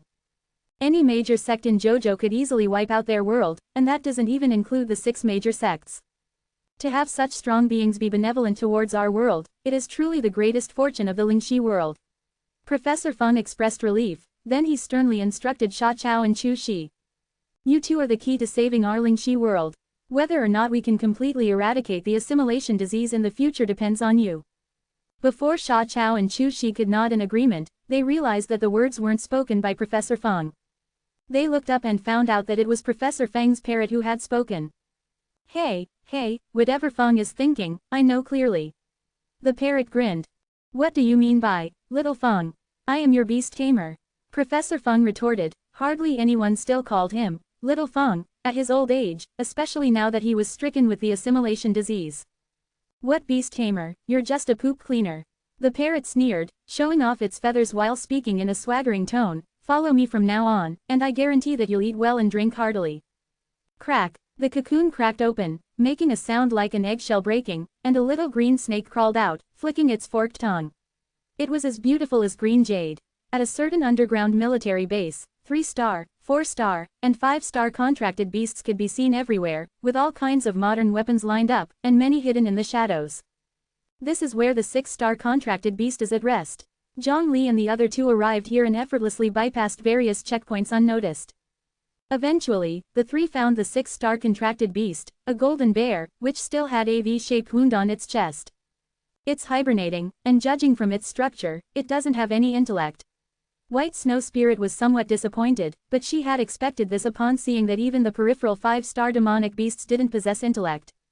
Ordinarily, when demonic beasts reach the divinity transformation stage, or 5 stars, they should awaken to spiritual wisdom. It's the rule, but it seemed that the foreign heavenly demons' meddling was so thorough that even this principle didn't apply. From the lowest 0-star contracted beasts to the highest 6-star ones, all in Lingxi world were fools. Wake it up and see, it may not be foolish. Zhang Li suggested, gently kicking the bear. The bear, disturbed from its slumber, was instantly enraged and wanted to tear the three who had interrupted its sleep into pieces. Can you understand what I say? If you can speak, make a sound. Roar. We are good people. Roar. Despite Zhang Li's attempts at friendly communication, all he received were the bear's angry attacks. It's indeed a fool. Zhang Li regretfully shook his head, and then amicably knocked the bear out. Sorry, go back to sleep. With stars swirling in front of its eyes, the bear collapsed to the ground with a thud. The guards outside noticed the commotion inside and immediately mobilized all forces to surround the resting area of the bear. The bear hated cameras, so the outside couldn't see what was happening inside. Guarding outside, they cautiously opened the specially designed doors and found nothing but a sleeping bear inside. However, the bear was sprawled out on the ground, with clear footprints on its face. Looking at it, it didn't seem to be sleeping voluntarily. The three then found another 6-star contracted beast, located in the capital's breeding base, a grass-loving giant buffalo with a gentle temperament. Unfortunately, it was also a fool. They went to the demonic beast forest and deep into the forest where they found 2 6-star demonic beasts that could only let out senseless roars without any basic intellect. There was no need for Zhang Li to lift a finger. White Snow Spirit had wanted to test her abilities. With 1 against 2, she easily won. Those who fought with brute force could never beat those who used their brain. Moreover, the base is naturally knowledgeable about most things, and it knew the weaknesses of these two beasts. Victory was inevitable. As expected, all the demonic beasts are fools, including those in the body integration realm. Later, Elder Tang Xing, seeing that there was nothing left for him to do, returned to the JoJo world to continue his research on the path of contract making, while Zhang Li and White Snow Spirit stayed. Chapter 331. Zhao King with strict requirements. If you don't go back, who will govern the White Marsh dynasty? Zhang Li asked, puzzled. Raising a true dragon required a lot of time, and the White Marsh dynasty couldn't remain ungoverned indefinitely. Has the human emperor forgotten?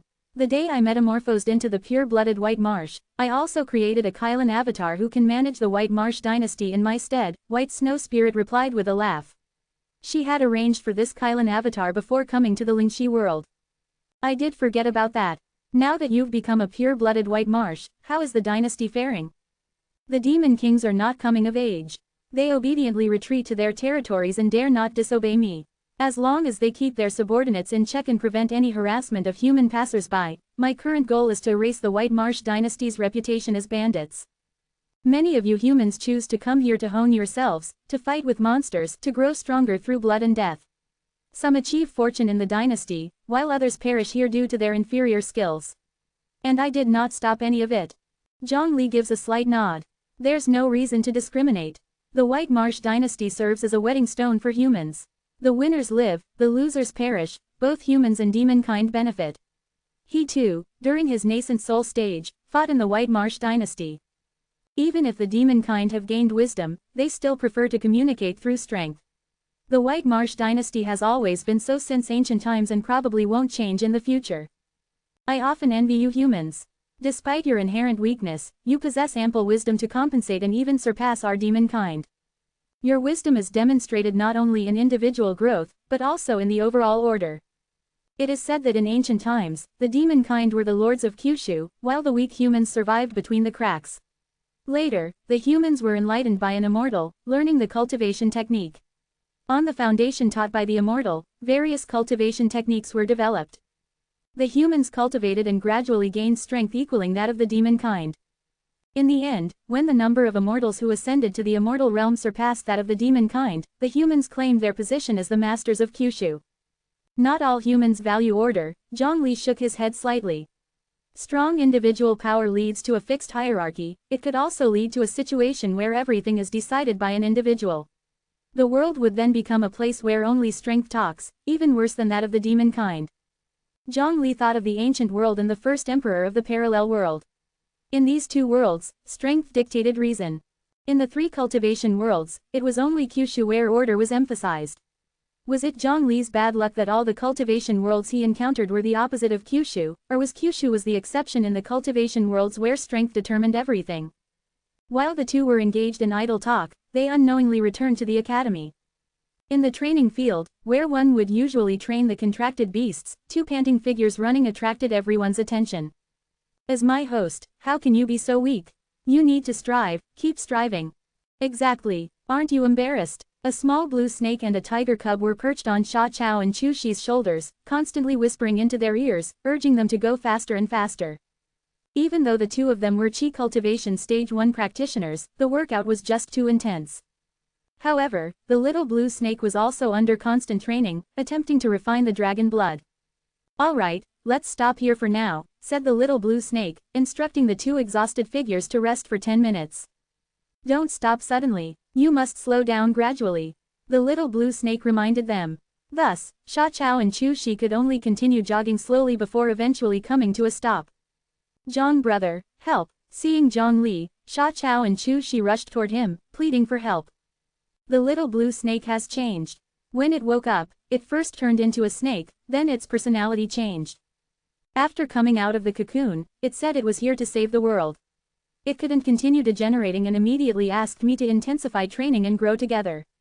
Chu Shi made a bitter face. I was just caught in the crossfire. It said that the little tiger cub had such good potentials and would be extremely powerful in the future. I then have to become a beast tamer worthy of the little tiger cub. Zhongli gently stroked the uneasy little blue snake. Good job, Zhongli standing on the side of the little blue snake. Although its demands were strict, the results were excellent. Both of them had the potential to break through to Qi cultivation stage 2. Cultivation is not only about meditating, it is also about training the body. Now, what we need most is for the little blue snake to transform into a real dragon. Everything else is secondary. Zhongli told the two of them about the issues in the Lingxi world, making them realize the seriousness of the situation. Neither of them ever thought that, despite humanity's claim to being the master of contracted beasts, in reality, they were the servants of these beasts.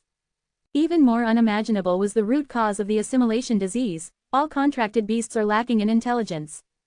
Little Blue is of utmost importance, and you are its beast tamer. When Little Blue unifies the contracted beasts and demon beasts, your strength will be indispensable. Zhongli couldn't possibly subdue all the contracted beasts and demon beasts, forcing them to acknowledge Little Blue as their leader. Little Blue needs to rely on its own strength to become the king of the Lingxi world. Even though you are not much of a fighter, you excel at sensing danger and avoiding disasters. Besides, you cultivate the perennial power, which can support the stamina and injuries of the Little Blue. Upon hearing these words, Sha Chao was greatly inspired. I've made separate training regimes for you both, said Zhongli, having ridden 2 training regimes.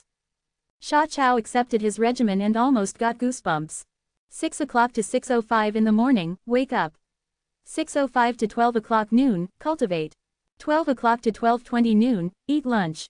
12:20 to 12:40 noon, nap. 12:40 to 6 o'clock in the evening, cultivate. 6 o'clock to 6:20 in the evening, have dinner. 6:20 to 12 o'clock midnight, cultivate. 12 o'clock midnight to 6 o'clock in the morning, sleep.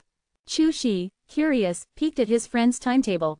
At first glance, it seemed fine: eat, sleep, cultivate, balance between work and rest, but a closer look revealed the problem. The cultivation duration was too excessive. Looking at Little Blue's training regime, Sha Chao felt even more unfair. Why are all my activities cultivation while Little Blue's are either taking a medicinal bath or rest? Zhongli replied sternly, it's because we humans are inherently fragile and can't compete with demon kind. Diligence can make up for the disparity. To catch up with Little Blue, we can only double our efforts. Under normal circumstances, this kind of high-intensity cultivation would exhaust one's body. But with Zhongli around, providing countless heavenly and earthly treasures to replenish the energy lost, the exhaustion could be perfectly controlled. Little Blue did not need cultivation. Instead, it needed to continually stimulate its blood potential, a superior attribute of demon kind. Just think about it. When Little Blue unites the world and erects statues in its likeness, you will be the one who didn't contribute and people won't even know your name. You wouldn't want that. Sha Chao clenched his teeth. His dream had always been to save the world. Now that the opportunity to realize his dream was right before his eyes, he could not hold back Little Blue, nor could he let down Brother Yang's expectations. So, he said, I'll cultivate. After a painful internal struggle, Chu Shi proposed to follow Sha Chao's lead and intensify training. He believed that more output yielded more rewards. Zhongli agreed. The white snow spirit nods briefly. He happened to be a child who was good at seizing opportunities. Being instructed in cultivation was a boon many cultivators in Kyushu could only dream of having. Chapter 332, A Day in the Life of Sha Chao. At 6 o'clock, Sha Chao opened his eyes, the new day began. What day is it today? Sha Chao was dazed, having lost track of time. Now he didn't need an alarm clock, he could wake up at 6 o'clock on the dot and sleep on time at midnight. However, he was somewhat confused about the date and the number of days he had been participating in the training. He instinctively looked at his phone screen, only to find that he hadn't used his phone for so long, the phone was out of power. As he had been continuously cultivating, he had not had the time to charge his phone. It seems like I've been training for 8 months, right? Sha Chao had a feeling that each day felt like a year. Although he had rested for one night, his legs were still trembling. The precious 5-minute brain awakening time passed in a flash, and Sha Chao began to cultivate. Just as I planned, a month has passed, and you've become a cultivator at the foundation establishment stage. Zhongli, eating candy-coated haws, was waiting for him at the entrance of the training field. Sha Chao couldn't believe that only a month had passed.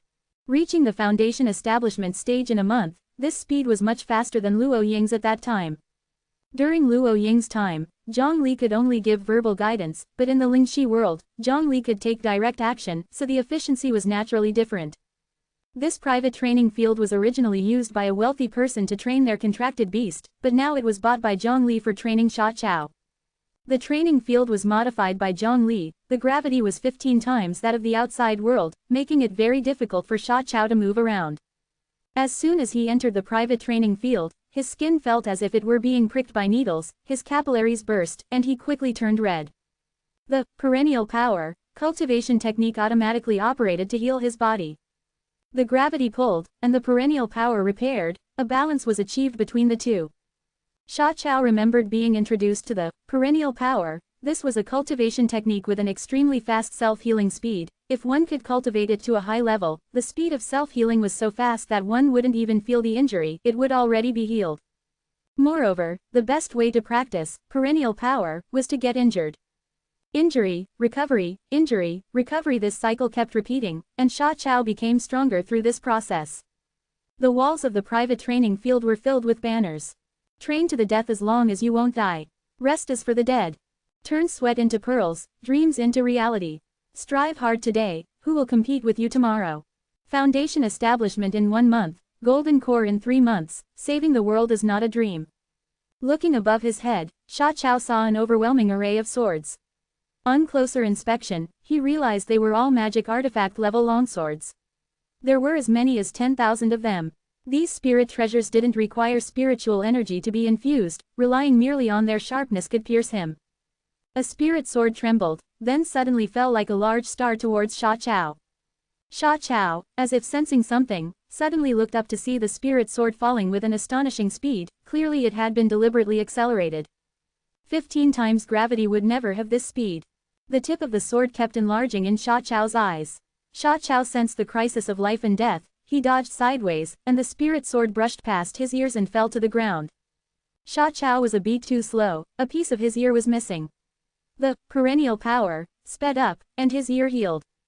This spirit sword was just the beginning, then 2, 3 several dozen spirit swords fell. Sha Chao didn't bother to look up, he dodged the attacks of the spirit swords based on the airflow and his unique sensing. Unfortunately, there were just too many spirit swords. Sha Chao, being at the foundation establishment stage, no matter how fast his reaction was, he couldn't possibly avoid them all. A spirit sword pierced through his thigh, slowing him down, and several more spirit swords pierced his body.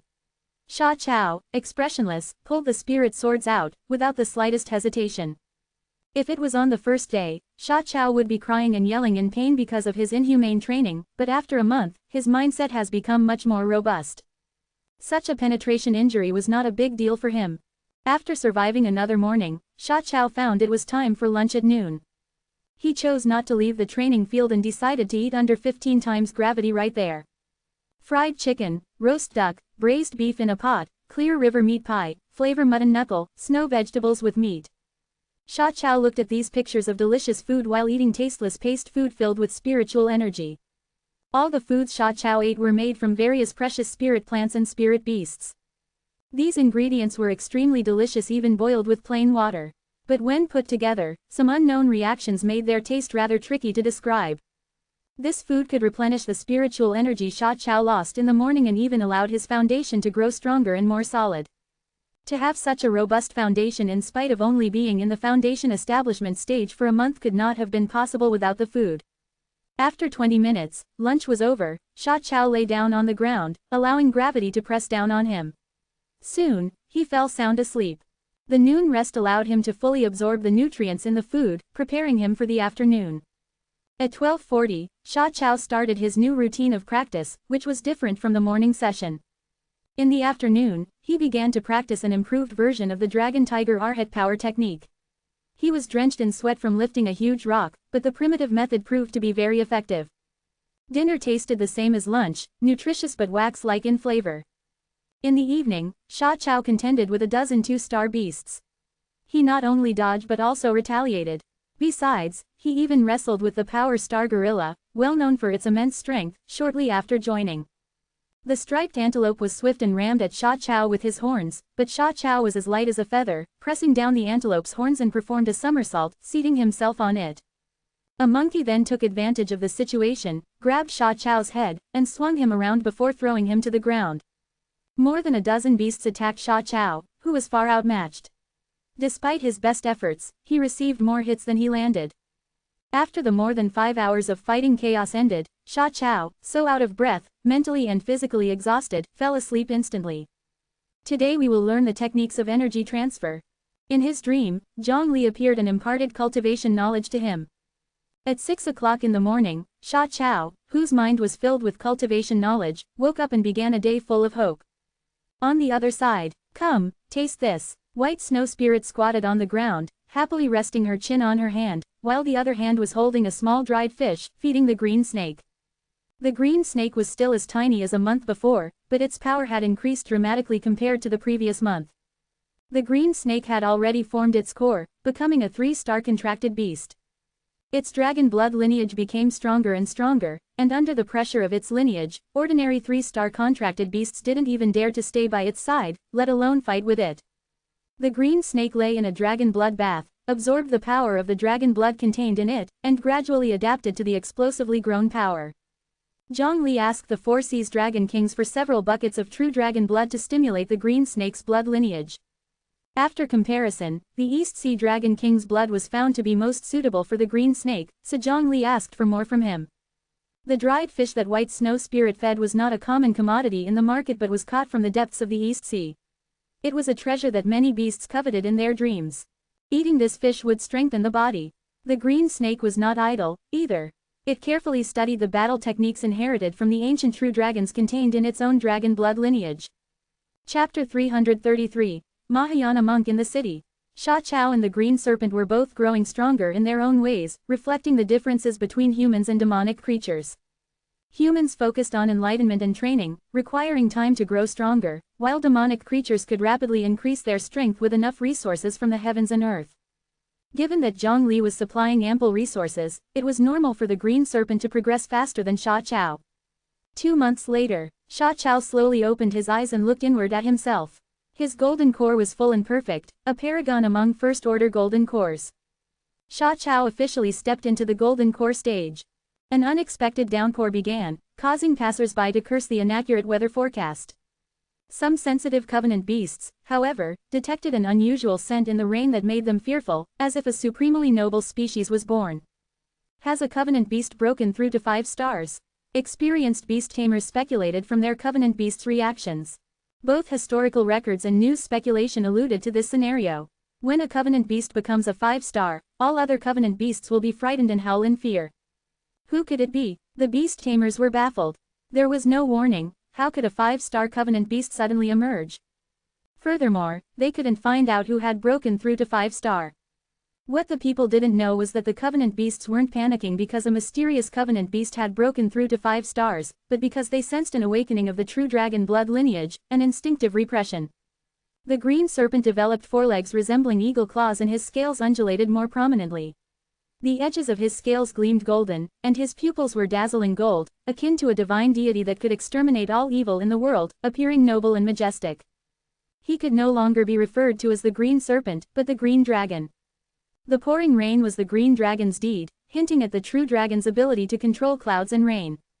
Many thanks to Lord White Emperor for guarding my path, said the green dragon, with a soft voice, raising his 2 claws in a fist salute to the White Snow Spirit. It's no big deal, White Snow Spirit replied, watching the green serpent transform into a dragon, which gave him a sense of achievement, as if his own child had grown up. Chu Shi reached the peak of Foundation Establishment, while Bone-Winged White Tiger reached the peak of Golden Core Stage. Both of them were slightly inferior to Sha Chao and the Green Dragon. Sha Chao could be considered the greatest human warrior, while Chu Shi was next. The cultivation speed of these 2 men and beasts was unprecedented in JoJo and could drop anyone's jaw in surprise. However, if they knew this was due to Zhongli's guidance, the surprise element might diminish. Zhongli appeared and announced the great news worth celebrating: you guys are getting a day off.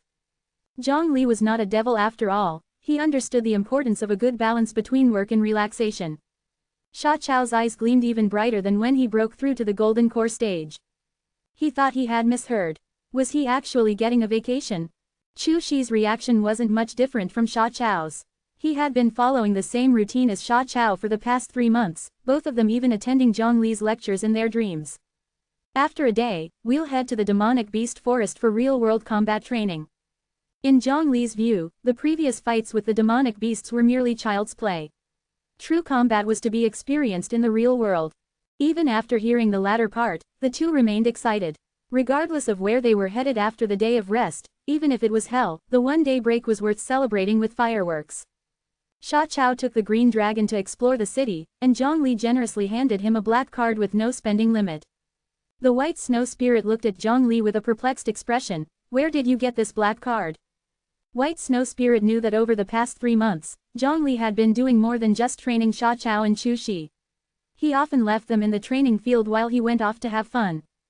Zhongli grinned smugly. In the past 3 months, I've done everything from gambling on stones to saving lives, combating evil, uniting the underworld and becoming a businessman rich enough to rival nations. I could even write a book titled, Mahayana Monk in the City. I'll write it down and show you. You can check it out and see if it will be popular in JoJo. It's a strange title, and it doesn't sound appealing. The white snow spirit showed no interest in the book. Without any readers, Zhongli decided not to write the book after all. Get me 3 portions of fried chicken. Sha Chao was in need of some junk food. He had been craving fried chicken for 3 months. While waiting for his chicken, Sha Chao carelessly handled a section of the marble counter and, without exerting any force, snapped off a large chunk. Sha Chao was shocked. He inadvertently tightened his grip, and the stone in his hand crumbled like tofu. Everyone was alarmed. What kind of incredible strength was this? Especially the waitress, who thought she had encountered someone attempting to dine and dash. No one has ever heard of someone pulling this on a fried chicken eatery before. The waitress quickly called out for her boss. Sha Chao was also surprised by his own strength. He hadn't exerted any force, so how could the counter be so weak? It couldn't possibly be this bad, even if they were skimping on materials. Sha Chao soon realized, as a golden core stage cultivator, his strength far surpassed that of the average person. This type of marble was as delicate as paper to him. I'll pay. Sha Chao immediately offered an apologetic laugh and handed over his black card, unsure if the black card Zhongli gave him would work here. To the best of his knowledge, Sha Chao had never heard of a black card with an unlimited credit limit before. Upon seeing the card, the boss was taken aback. Was this the legendary black card? One swipe of the card and the balance confirmed the boss's suspicions. The money was deducted but the balance remained a staggering, unchanged number. The boss, not understanding and not daring to inquire further, respectfully returned the black card to Sha Chao. As Sha Chao continued to stroll down the street, the green dragon draped around his neck attracted a lot of attention, as the Lingxi world had never seen a dragon before. Young man, is this your contracted beast? It looks quite impressive. Our young master took a liking to it. Name your price. The burly bodyguard blocked Sha Chao's path like a wall. Do you know who our young master is? The heir to the Ba group. Despite being oblivious, even Sha Chao had heard of the prominent Ba group, a titan that spanned across tourism, film, mining, food, and real estate. It was said that they could buy half a city with their wealth. Naturally, Sha Chao would not hand over Shao Qing, scram. Reject a cup of wine offered out of respect and suffer the punishment. A few bodyguards attacked Sha Chao with their 3-star contract beasts, intending to snatch Shao Qing away. Shao Qing was about to fight back, but Sha Chao stopped it. I'll handle it. With Sha Chao's astonishing strength and godlike agility, he quickly defeated these seemingly formidable contract beasts, leaving them unable to get up. The bodyguards were stunned. A human had defeated contracted beasts, and 3-star beasts at that. Was this guy even human? Sha Chao didn't let the bodyguards off either, beating them up until they were bruised all over, without using much force. The bodyguards clung to each other and limped away in defeat. How dare he act so arrogant? The heir of the Ba group was sitting in their car, disturbed that not only did Sha Chao not show the desired creature, but he even dared to fight back. Could a person really be this strong? There must be a secret. He considered sending their 4-star contracted beasts after Sha Chao. Knock, knock. The car door was rapped on, and the heir frowned, lowering the window. Who is it? An accomplished businessman stood there, proffering his business card. The card read, General Manager, JoJo Group. The heir's heart skipped a beat. The JoJo Group, wasn't that the mysterious powerhouse that recently emerged? With its fingers in both lawful and unlawful pies, and wealth beyond measure, it made the Ba group seem like an elephant compared to an ant. The successful businessman, true to his status, spoke politely. Sha Chao is someone our chairman has taken interest in. Please refrain from troubling him unnecessarily. The heir nodded rapidly, like a chicken pecking rice. Chapter 334, Not cooperative enough. Sha Chao went into seclusion for 3 months. His strength had changed dramatically. He had grown from a feeble student to a first-grade golden core cultivator, with the strength to wield thousands of pounds with ease. It was clear what would happen when he entered society. The Lingxi world had many items made of hard materials, but those were for contracted beasts, not humans. Humans still used normal materials. Sha Chao's strength was so great that, if he didn't actively suppress it, he would ruin everything he touched. Even picking up chopsticks would be a problem.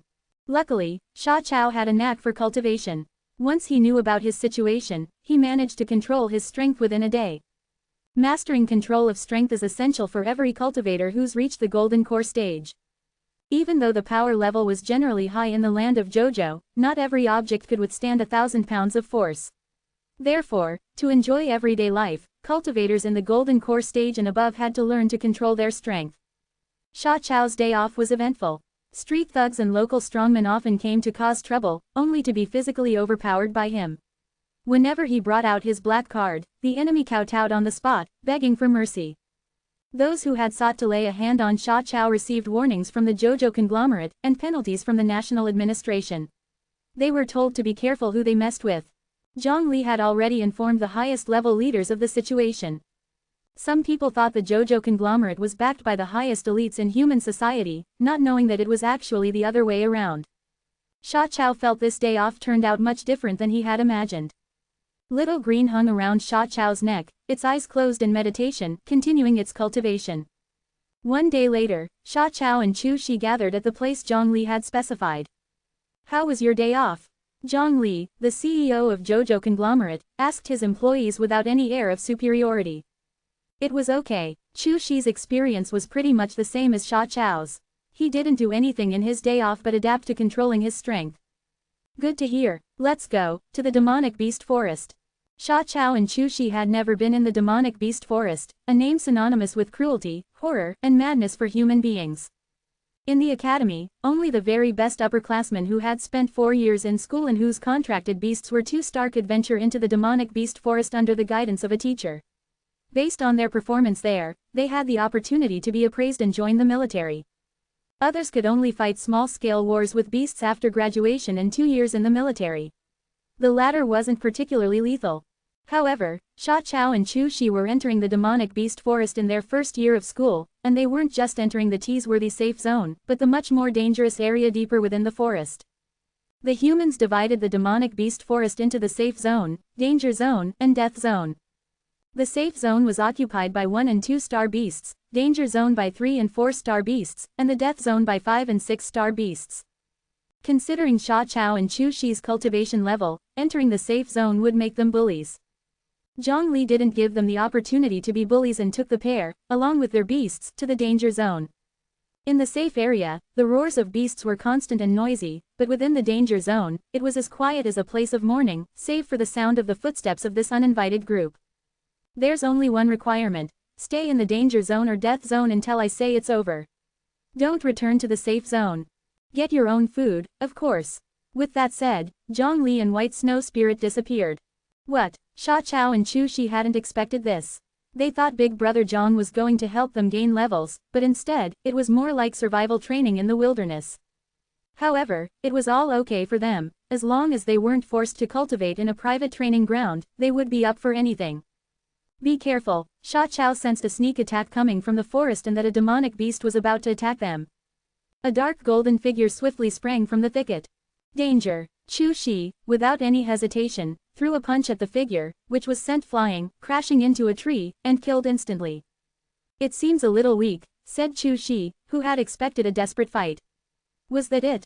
From his touch, the opponent had been a 2-star beast. "A 2-star beast poses no threat to me." Chu Shi, as a Peak Foundation establishment cultivator, was justified in saying so. That was a dark golden terrifying monkey. Even though the dark golden figure was crippled by Chu Shi's strike, that didn't prevent Sha Chao from recognizing the identity of the beast. "I remember dark golden terrifying monkeys being 2-star beasts, but they live in groups. Even 3-star creatures that live alone dare not mess with them. This is why they're eligible to live in the danger zone." A group. Sha Chao and Chu Shi looked up in shock, noticing countless pairs of eyes glowing in the treetops. "Hundreds of 2-star beasts. No threat to you," Sha Chao scoffed. "For the record, I meant a single 2-star beast. Not a bunch." Chu Shi's remark had backfired. The monkeys descended like rain. The two confronted them and engaged in a fierce battle. Little Green climbed down from Sha Chao's neck and moved towards White Tiger, another beast. The two beasts quietly watched their masters fight. Some monkeys who foolishly attacked the White Tiger and Little Green were swatted away, their bodies sliced in two. The tail of the White Tiger was sharper than any blade. The two contracted beasts dismissed the dark golden terrifying monkeys, as these monkeys posed no threat to them. After a tough battle, Sha Chao and Chu Shi finally emerged victorious. Damn monkeys. There was a damn 3-star monkey king hiding among the 2-star monkeys. Chu Shi was nearly ambushed by the Monkey King. Luckily, Sha Chao noticed something was off. He fought the Monkey King off but got scratched multiple times. In the end, it was Sha Chao who grabbed the Monkey King by the tail and slammed it into the ground. The impact shook the ground and the Monkey King's internal organs turned to mush. The other monkeys fled back to the safe zone at the sight of their king's death. You guys just watched us fight. White Tiger didn't treat his master, Chu Shi, any better. That person told us to survive in the forest, clearly for the purpose of honing our battle skills. If I had stepped in, how would you have trained? White Tiger spoke with a beautiful, icy voice, unflinching in its opinion. Little Green added, there are stronger beings in this forest besides monkeys. I'll take care of them. Crash, crash. A herd of elephant-like creatures trampling trees slowly made their way towards the pair and their beasts as they were talking. Adult saber-tooth elephants, 3-star beasts. The lead elephant king is 4-star. They must be the overlords of this area, Chu Shi frowned. They didn't seem easy to deal with. Little Green spoke indifferently, you were mistaken. There aren't only 4-star beasts in the herd. There are 3. Little Green and White Tiger stepped forward, ready to face the herd. The white snow spirit standing less than 10 meters away shook her head. The little ones have become powerful all right, but they don't know how to cooperate. Zhang Li laughed while barbecuing, they'll learn.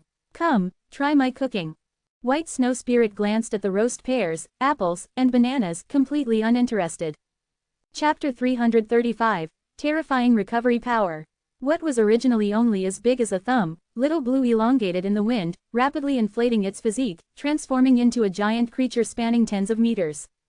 Its golden scales shimmered under the sunlight around the edges, like a massive, perfect masterpiece, making Little Blue both dreadful and sacred. The 4-star Elephant King stood over 10 meters tall, its body so massive that the smaller trees in the forest couldn't hide it. Little Blue squared off against the 3 Elephant Kings. The uncommon battle between 4-star beasts had begun. After undergoing Zhang Li's rigorous training and bloodline development, Little Blue could no longer be considered an ordinary 4-star contracted beast. In terms of actual combat, it could take on 2 4-star beasts. The same situation applied to Bone-Winged White Tiger. It had the bloodline of the Changqi, a famed divine beast in the immortal realm, making their ancestry prestigious. Little Blue held its head high, winding and weaving like a meandering dragon through the herd of elephants, confronting the 3 Elephant Kings, while the Bone-Winged White Tiger tackled the rest of the saber-tooth elephants. The 3 Elephant Kings resembled 3 small mountains due to their substantial body size. With each step, it shook the earth beneath. Their tusks were like divine weapons, capable of chopping down large trees and tearing through the earth, creating clouds of dust. Wherever they went, it was a disaster. Unwarily, Little Blue got cornered by 2 Elephant Kings, nearly impaled on their tusks. Feeling the imminent danger, Little Blue let out a long cry, releasing its dragon blood's pressure. Terrified, the 3 Elephant Kings retreated several steps. Stretching out its pair of dragon claws, Little Blue took a harsh swipe, tearing open the Elephant King's thick hide, revealing a gush of bright red blood. The Elephant King's blood had a corrosive property. When it hit the ground, it hissed ominously, burning the grass clean and leaving a patch of burnt soil devoid of life. Little Blue's claws were singed as well. Despite bleeding profusely, the Elephant King blindly butted Little Blue. As the Elephant King's blood diminished, its strength paradoxically increased. The other 2 Elephant Kings joined the assault against Little Blue. Enraged, Little Blue executed the Azure Dragon Tail Swing, smashing the Elephant King's tusks and toppling one of them. The saber-tooth elephant's body was too bulky, needing several minutes to get back on its feet after falling. Next, Little Blue wrapped its long body around another Elephant King's neck. Infuriated, the Elephant King charged wildly in an attempt to shrug off the irritating Little Blue from its neck. This didn't pose any threat to Little Blue. It tightened its grip, and with a crisp snap, the Elephant King's neck was broken by Little Blue. With 2 Elephant Kings out of the way, only 1 Elephant King, whose strength increased as its blood depleted, remained struggling. Little Blue chose to engage the wounded Elephant King in close quarters combat. This was the most primitive form of combat, but also what beasts should resort to. Saber-tooth elephants were renowned for their strength, while the dragon race was hailed for the resilient physical constitution. When they clashed, it was earth-shattering. Little Blue gradually gained the upper hand, with victory in sight, but the Elephant King's aura abruptly soared. It has broken through to 5 stars. Exclaimed Little Blue, perplexed by its evolution during the combat, particularly in its severely injured state. The Elephant King's wounds healed, its madness ceased, and Little Blue no longer needed to worry about the corrosive blood's burns. However, a bigger problem loomed ahead. Little Blue, being a novice in the 4-star realm, now had to face off against a 5-star beast. In JoJo's context, this was equivalent to a nascent soul at the beginning phase, battling against an early-stage divinity transformation. A difference of an entire significant realm. Briefly taken aback, Little Blue snapped back sharply. Distracting thoughts during combat are dangerous errors. However, Little Blue was too late. The Elephant King charged over, its aura like a great wave. Just when Little Blue thought it had lost, Sha Chao unexpectedly kicked the Elephant King's face, causing a slight diversion in its fight strategy.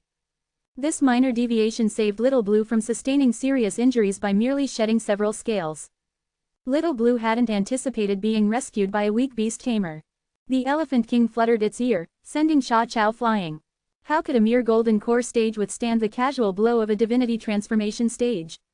Sha Chao was severely injured, with his internal organs displaced.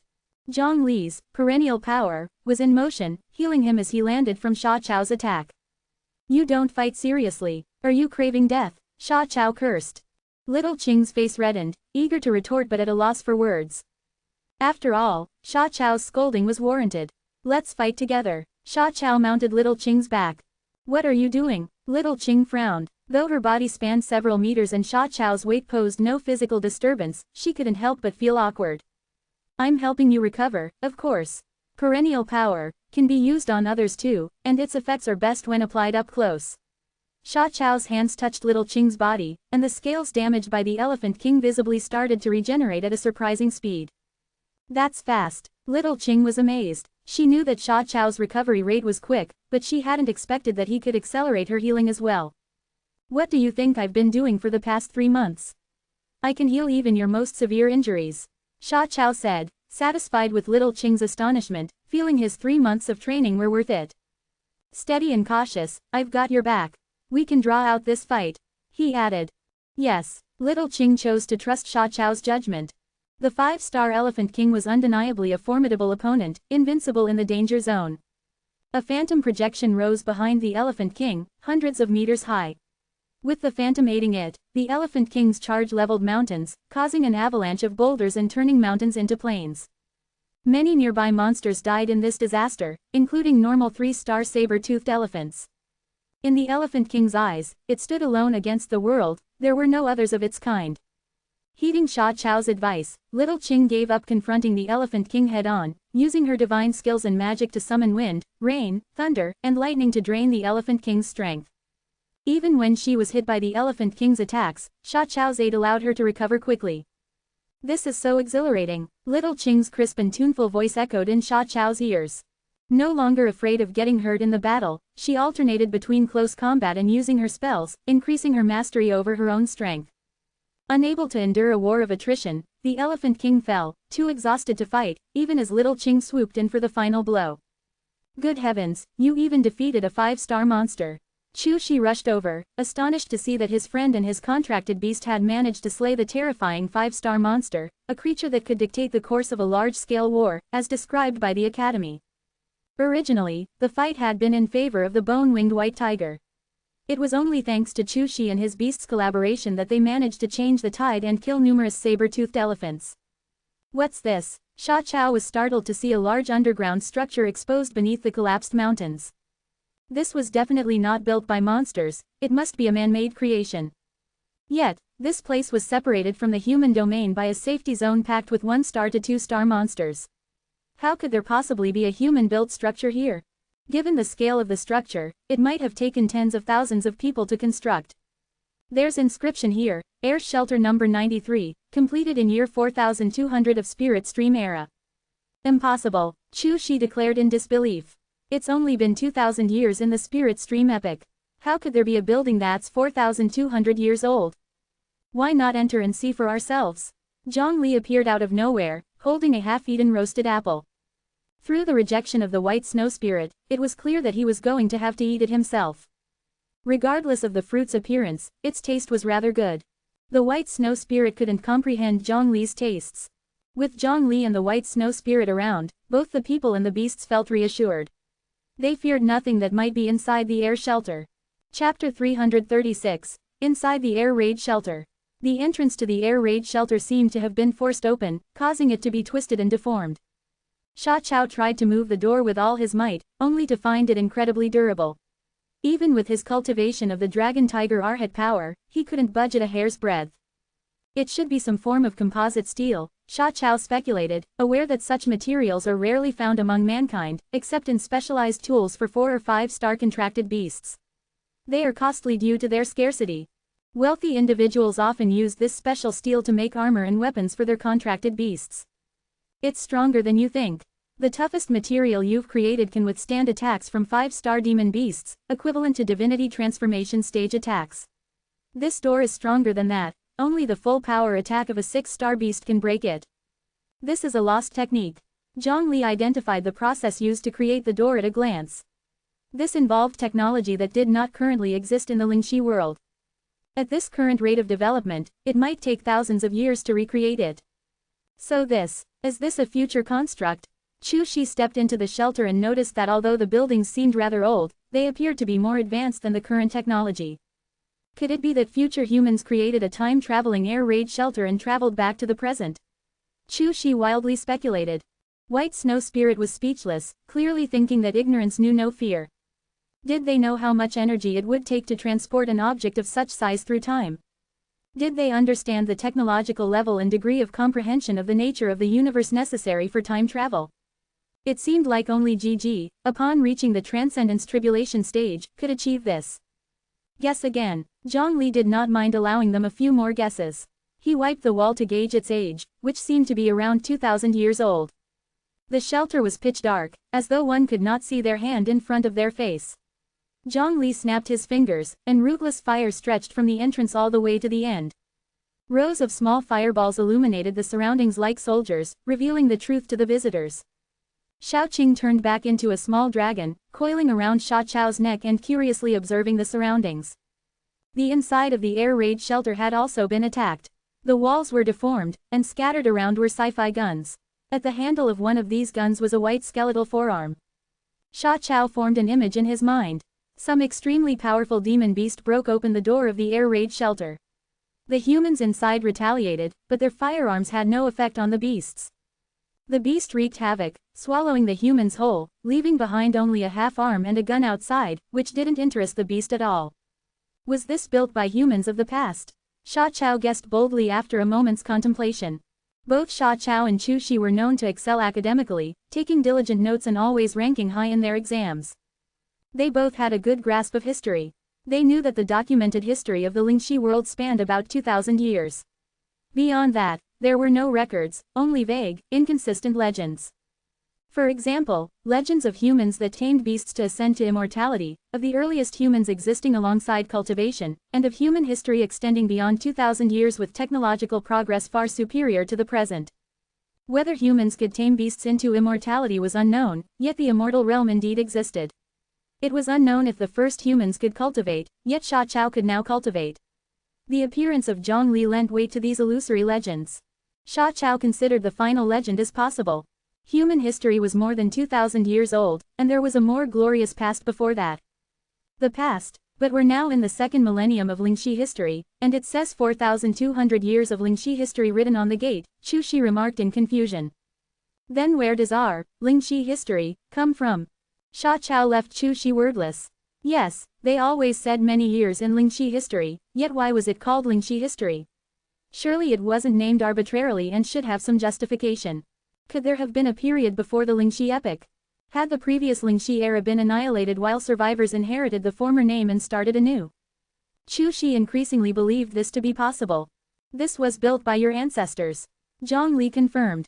Both Sha Chao and Chu Shi felt somewhat odd at the term, ancestors. When they thought of ancestors, they pictured individuals living in agricultural times wearing coarse clothes. However, judging by the technological level of the shelter, it seemed they were the real primitives. Their ancestors' technology level surpassed theirs manifold. As they ventured further in, they found some relatively complete skeletons.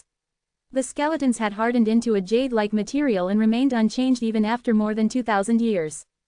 Sha Chao found something familiar about the skeletons and in a moment of realization said, "My bones are similar to these ancestors." Sha Chao remembered the sight of his skeleton when he was pierced by a spirit sword during his 3 months in devil training. Your ancestor, the bone-winged white tiger chimed in, grabbing a chance to show its presence. My bones were of normal color before I began cultivation, Sha Chao clarified. Not Sha Chao's ancestor. The change in Sha Chao's bone structure was the result of cultivating the perennial power. This individual was a cultivator during their life, probably cultivating a technique similar to the perennial power, and their realm was higher than yours, likely in the nascent soul stage. Chu Shi's eyes widened in astonishment. So the legends were true. The humans of the past were not just helpers for the contracted beasts to level up, but were capable of cultivation. You can try firing one of these to measure its power. Zhang Li picked up a gun from the ground. After 2,000 years, the gun was fragile and many of its parts had deteriorated, rendering it useless. Zhang Li reinforced it and repaired some parts. Sha Chao pulled the trigger, but nothing happened. A misfire. Zhang Li chuckled. Inject spiritual energy while pulling the trigger. Sha Chao did as instructed, and with a bang, a bullet of condensed spiritual energy shot out, more powerful than any bullet he had ever seen. White Snow Spirit picked up a gun as well and studied it. After a while, she commented, the design is innovative, and certainly made for cultivators, but unfortunately the power isn't satisfactory. It's better to use a spiritual treasure. Sha Chao also realized that the power of the gun was indeed greater than that of any gunpowder-powered gun, but that was it. After his cultivation of Dragon Tiger Arhat power, his punch was stronger than the spiritual energy bullet. However, this showed that the original Lingxi world was a world of cultivators who sought to integrate spiritual energy with science. A mysterious event happened later that resulted in lost history, cultivation methods vanished, technology regressed, and all memories of things from 2,000 years ago was wiped clean, starting anew as zero. Finally, they came to a section of the wall etched with a long mural and scattered texts as captions. The wall was hard. Leaving marks on such a wall would require at least a late-stage divinity transformation cultivator. This is the history of the Lingxi world, the history of that period 4,200 years ago in Lingxi history. Chapter 337, The History of Lingxi World. The first thing that caught their eyes was the contract that Sha Chao and Chu Shi were very familiar with, the master-servant contract. However, the way the master-servant contract was used in the mural was drastically different from how it is used in the Lingxi world today. Sha Chao saw that on the mural, powerful beasts contracted under the servitude of humans, offering loyalty to the human race. The side notes indicated that this represented the signing of the master-servant contract, with the stamp held by the human race symbolizing their status as the masters. In the early use of the master-servant contract, humans were the masters, and the contract beasts were the servants, which is the opposite of how things are now. Little Qing and the bone-winged white tiger were disgruntled, they were dissatisfied with the times of the past. Why should the human race be their masters? Sha Chao ignored Little Qing's rolling eyes and continued trying to decipher the contents of the murals. The murals didn't seem as if they were meant to commemorate anything, instead, they seemed like the desperate and frenzied records of someone wanting to document everything and leave their mark in this world. Therefore, the murals and their annotations were not easy to identify. It was hard to imagine what happened that would push a cultivator of at least the late divinity transformation stage to a desperate situation. Even though they signed the master-servant contract, humans didn't treat the contract beasts as slaves to be ordered around. Instead, they treated them as friends, offering equal status. The contract beasts helped humans with cultivation, allowing some humans to start researching various laws and principles in their spare time, summarizing these rules and using spiritual energy as the driving force. This method greatly promoted production and benefited both humans and contract beasts. More and more contract beasts grew fond of human technology, voluntarily signing contracts, becoming servants, and serving humanity. Humans and contract beasts developed harmoniously, both sides growing stronger and stronger. One day, a strange beast appeared. It had a serpentine body and 9 heads. No one dared to sign a contract with this strange beast. A person named Ba signed a contract with this beast. The 9-headed contract beast advanced in its cultivation quickly. Due to the effects of the master-servant contract, the servant's cultivation could not surpass that of the master. Thus, Ba's cultivation was always one stage higher than that of the 9-headed contract beast. When the 9-headed contract beast reached the divinity transformation stage, it gained spiritual wisdom and inherited the memories of its ancestors from its bloodline. Eventually, it understood its origins. The 9-headed contract beast, named Tangliu, belonged to the divine beast species. It had undergone ancestral reversion, possessing the same purity in its bloodline as its ancestors, which was the reason for its rapid cultivation speed. After a series of ceaseless battles, Tangliu reached the Transcendence Tribulation stage, and, Ba, too reached the Transcendence Tribulation stage. It was then that people realized the stage above the body integration realm was the Transcendence Tribulation stage. Sometime later, Tangliu became an immortal, and, Ba, also became an immortal. On the mural, the towering figure of Tangliu with its 9 heads was shown facing off against the celestial tribulation of immortality, while, Ba, stood beside Tangliu, letting Tangliu shield him from the tribulation. The ladder to immortality appeared, and both Tangliu and Ba ascended and became immortals. They were the first and last ascenders of the Lingxi world. Whenever anyone asked about how to reach the Transcendence Tribulation stage, Ba and Tangliu, perhaps fearing others might surpass them, always kept their mouths shut. No one else in the Lingxi world has ever become an immortal. Upon reading this, Zhongli shook his head gently. Ba and Tangliu's open claims that becoming a Transcendence Tribulation stage cultivator was a scourge, were indeed what led to the decline of the Lingxi world. Alas, the people of Lingxi world did not understand their meaning and thought that Ba and Tangliu were unwilling to share their experiences. After the man and beast ascended, they never returned. Perhaps once they ascended to the immortal realm, they couldn't come back. Sha Chao finished reading all the annotations on the mural and turned to ask Zhongli. Is that true? Of course not. As long as there's a connection via the ladder to immortality, immortals can go to any world, including the world they ascended from. So why haven't they returned? Chu Shi asked, puzzled. Because, Ba, never truly cultivated, he basically ascended to immortality while doing nothing. Although he reached the immortal stage, his actual combat abilities are far inferior to those of his peers. The immortal realm isn't some peaceful paradise, and after his ascension, Ba might have perished in battle. Because of the existence of the master-servant contract, once the master dies, the servant dies too. However, these are just speculations and may not be accurate. Although Ba and Tangliu never returned, they left an abundant legacy before their ascension. The Lingxi world experienced explosive growth with the number of body integration realm contract beasts and cultivators being continuously on the rise. Various bounty competitions, world games, and alliance games were held. Both humans and contract beasts were eager to participate in these games to gain fame and fortune. On the mural, humans and contract beasts were hand in hand with radiant smiles on their faces. Everything was developing in a good direction, but suddenly one day, a contract beast reached the Transcendence Tribulation stage while its master did not. This contract beast somehow managed to break the contract, freeing itself from control. This contract beast seemed to harbor resentment towards both humans and beasts. It was violent in nature, resulting in countless deaths. Humans and beasts wanted to resist, but in the face of this second Transcendence Tribulation stage being, they were utterly powerless. The mural depicted a red-headed, white-footed monkey baring its teeth. Its ugly appearance alone was enough to convey its ferocious nature. Sha Chao and Chu Shi had never seen this type of monkey before. It's Zhu Yan. Judging by Zhu Yan's appearance in the mural, it's feared that he is also one who has undergone ancestral reversion. Zhongli and White Snow Spirit recognized it. Zhu Yan was also a divine beast, possessing strong bloodlines. Sha Chao continued interpreting the mural. Out of necessity, humans hid in the air raid shelters, hoping they could withstand the terror of the contract beast. The contract beast caused humanity to distrust other contract beasts, so people abandoned their contract beasts and hid alone in the air raid shelters. Humans built hundreds of large air raid shelters, but we would receive news that a shelter had fallen every other day. The contract beast seemed to be looking for something. What could it possibly be? It appeared to realize that humans could communicate using wireless radio and somehow managed to cut off this communication. We lost all contact with the outside world. The contract beast is coming. That is where the mural ends. The cultivator who painted the mural was unable to finish the final sentence.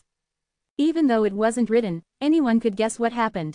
Zhu Yan, who had reached the Transcendence Tribulation stage, broke through the gates and stormed into the air raid shelter. No one survived, not even the creator of the mural. Although the artist of the mural might have been at the late divinity transformation stage or even the body integration realm stage, in front of Zhu Yan at the Transcendence Tribulation stage, it had made no difference. They could only submit to Zhu Yan's slaughter. Is that all? Sha Chao had not expected that the previous era was annihilated due to Zhu Yan. However, it remained unknown how Zhu Yan had managed to sever the master-servant contract, why it bore a grudge against humanity and where it was now. There might be more. Zhongli used his divine sense to scan the air raid shelter and discovered something interesting. White Snow Spirit also detected it. The air raid shelter was like a massive maze. Without a map, it was easy to get lost. Under Zhongli's guidance, everyone arrived at a small room.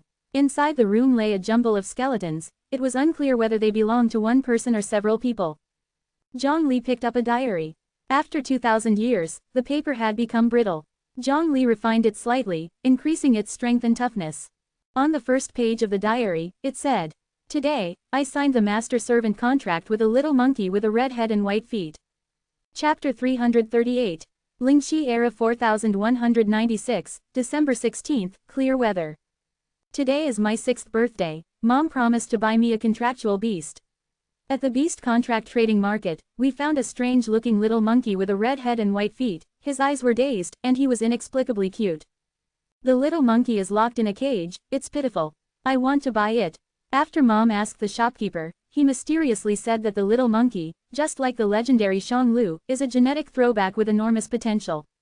But Mom is smart. She saw the monkey was dumb and couldn't possibly be like Shanglu. Mom haggled with the shopkeeper using this point, and quickly bought the little monkey. I signed a contract with the little monkey and named it Yan Yan. Yan Yan, even though we've signed a master-servant contract, I will definitely treat you as my best friend. Lingxi Era 4197, September 1st, clear weather. Starting from now, Xiaodong is a first grader. I hate that the school doesn't allow me to bring Yan Yan. If the school doesn't allow it, I will secretly bring Yan Yan. Mom says I will make many good friends at school, and Yan Yan will definitely also make good friends. Lingxi Era 4197, September 2nd, light rain. The teacher is so mean. As soon as I showed Yan Yan to my friends, the teacher thought that Yan Yan was dangerous and locked him in an iron cage. It wasn't until Mom came to pick me up from school that Yan Yan was given back to me. Mom lectured me. Today was very depressing. It seems like I forgot to feed Yan Yan.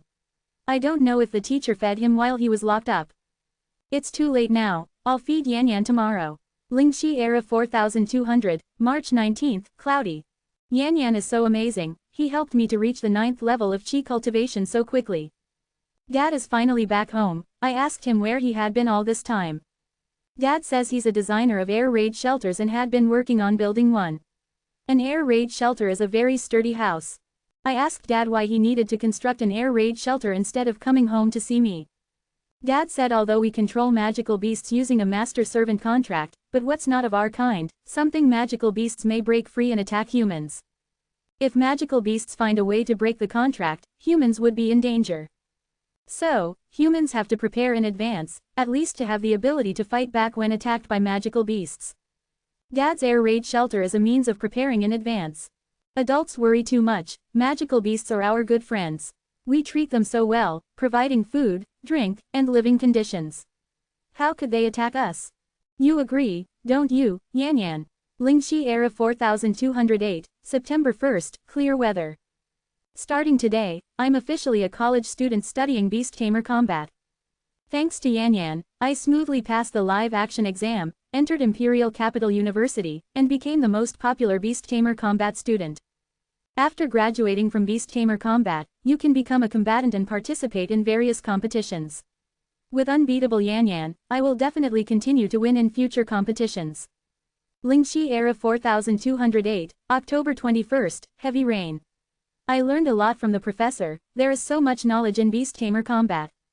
In battles, the life you should protect first is your own. Contractual beasts are inherently strong, they don't need our protection. What we can do is to let contractual beasts fight hard, tap into their potential, and let their lives burn with passion in the fight. But what breed is Yan Yan? Even the professor doesn't know. Could Yan Yan truly be like the legendary Shanglu, the genetic throwback of some powerful magical beast? Lingxi Era 4212, June 4th, cloudy. A year after graduation, I chose the most prestigious and rewarding type of combat with a contractual beast. Yan Yan is so awesome, he's helped me reach the golden core stage, at just 23 years old. Maybe I really can reach immortality with Yan Yan's help. Yan Yan's combat strength is still as impressive as ever, his perfect winning rate sends chills down our opponents' spines. We have built up quite a reputation, and many advertisers have come to discuss cooperation. Lingxi Era 4215, August 10, clear weather. Yan Yan embarrassed me, he failed to protect me in combat, and even lost the match. I'm not feeding him today. I feel that Yan Yan's combat strength has been declining recently, is it because we've been fighting every day? I'll participate in some more matches to see the situation. If Yan Yan becomes listless again, I'll let him rest for a few days. Yan Yan, don't betray my kindness, I consider you my best friend. You look at other beast tamers, they either beat or scold their contractual beasts, only I treat you well. You should know that other contractual beasts envy you. Lingxi Era 4280, January 29, moderate snow. Yan Yan ruined me, I hate him. In the large-scale combat, Yan Yan killed several people. Yan Yan has reached the body integration realm, he has gained spiritual intelligence, he can talk, he even talked back. He says it was my command. How is that possible? Even if I was angry and lost control at the time, I would never give such an order. Besides, can't Yan Yan disobey my commands? He does whatever I say, what a fool. Lingxi Era 4281, January 30, heavy snow. The highest leader came to see me in person. He said that I have made a fortune and gained fame with help from Yan Yan. I have reached the peak in wealth and fame. This might be a good opportunity to duck out. I also want to withdraw, although there are many competitions in the Lingxi world. It is very rare for people to die during a competition, it's a taboo. But Yan Yan killed several people in public. What should I do? The highest leader said that we are both at the body integration realm, and cultivation is not easy. As long as I submit to him, he is willing to clear my charges. The highest leader's position is unstable now, and he needs my support as the world champion. I considered for a moment and agreed. The highest leader said I can shift all the blame to Yan Yan, saying that Yan Yan lost control due to his beastly nature. I, as his master, was helpless. Since he will be put on public trial for his guilt, after Yan Yan is executed, this event would be over. Although it's not fair to Yan Yan, it's Yan Yan's fault. Yan Yan, I treated you like my best friend, you should understand my predicament. That night, I wanted to talk to Yan Yan about this but did not have the courage. It seemed like someone was speaking in Yan Yan's room. They claimed to be Du Yi. Without my permission, Yan Yan is secretly talking to others. It doesn't matter anymore, Yan Yan is on the brink of death, letting him be free for a few days should be good. What is the use of Du Yi? Chapter 339. Spirit Stream Year 4281, February 4, heavy snow. Everything is going smoothly. I told Yan Yan this is all a farce, and once the trial ends, I would rescue him. The trial took place publicly, broadcasted worldwide. Yan Yan confessed his crimes, and was sentenced to death. Tomorrow is the day when the death sentence will be carried out. It should all end soon. What should I do after retirement? Perhaps become an honorary professor at Imperial Capital University. Or maybe roam around and see this beautiful world. Or maybe take on a few disciples that catch my eye, teach them I still have a lot of time left, I can take it slow, no rush. Spirit Stream Year 4281, February 5, cloudy. When Yan Yan found out he was to be executed, he looked at me in confusion. Could he not know that he has killed people and ruined my life? Damn it, why is Yan Yan not under my control anymore? The master-servant contract has failed. Thankfully, the Supreme Leader was ready. He gathered 8 contract beasts of the body integration realm and under the command of their master, besieged Yan Yan. Yan Yan somehow managed to release the master-servant bonds of these 8 contract beasts as well. Yan Yan said you are now free, but unfortunately, for contract beasts, their servitude is ingrained in them. Even when the contract was lost, they still obeyed.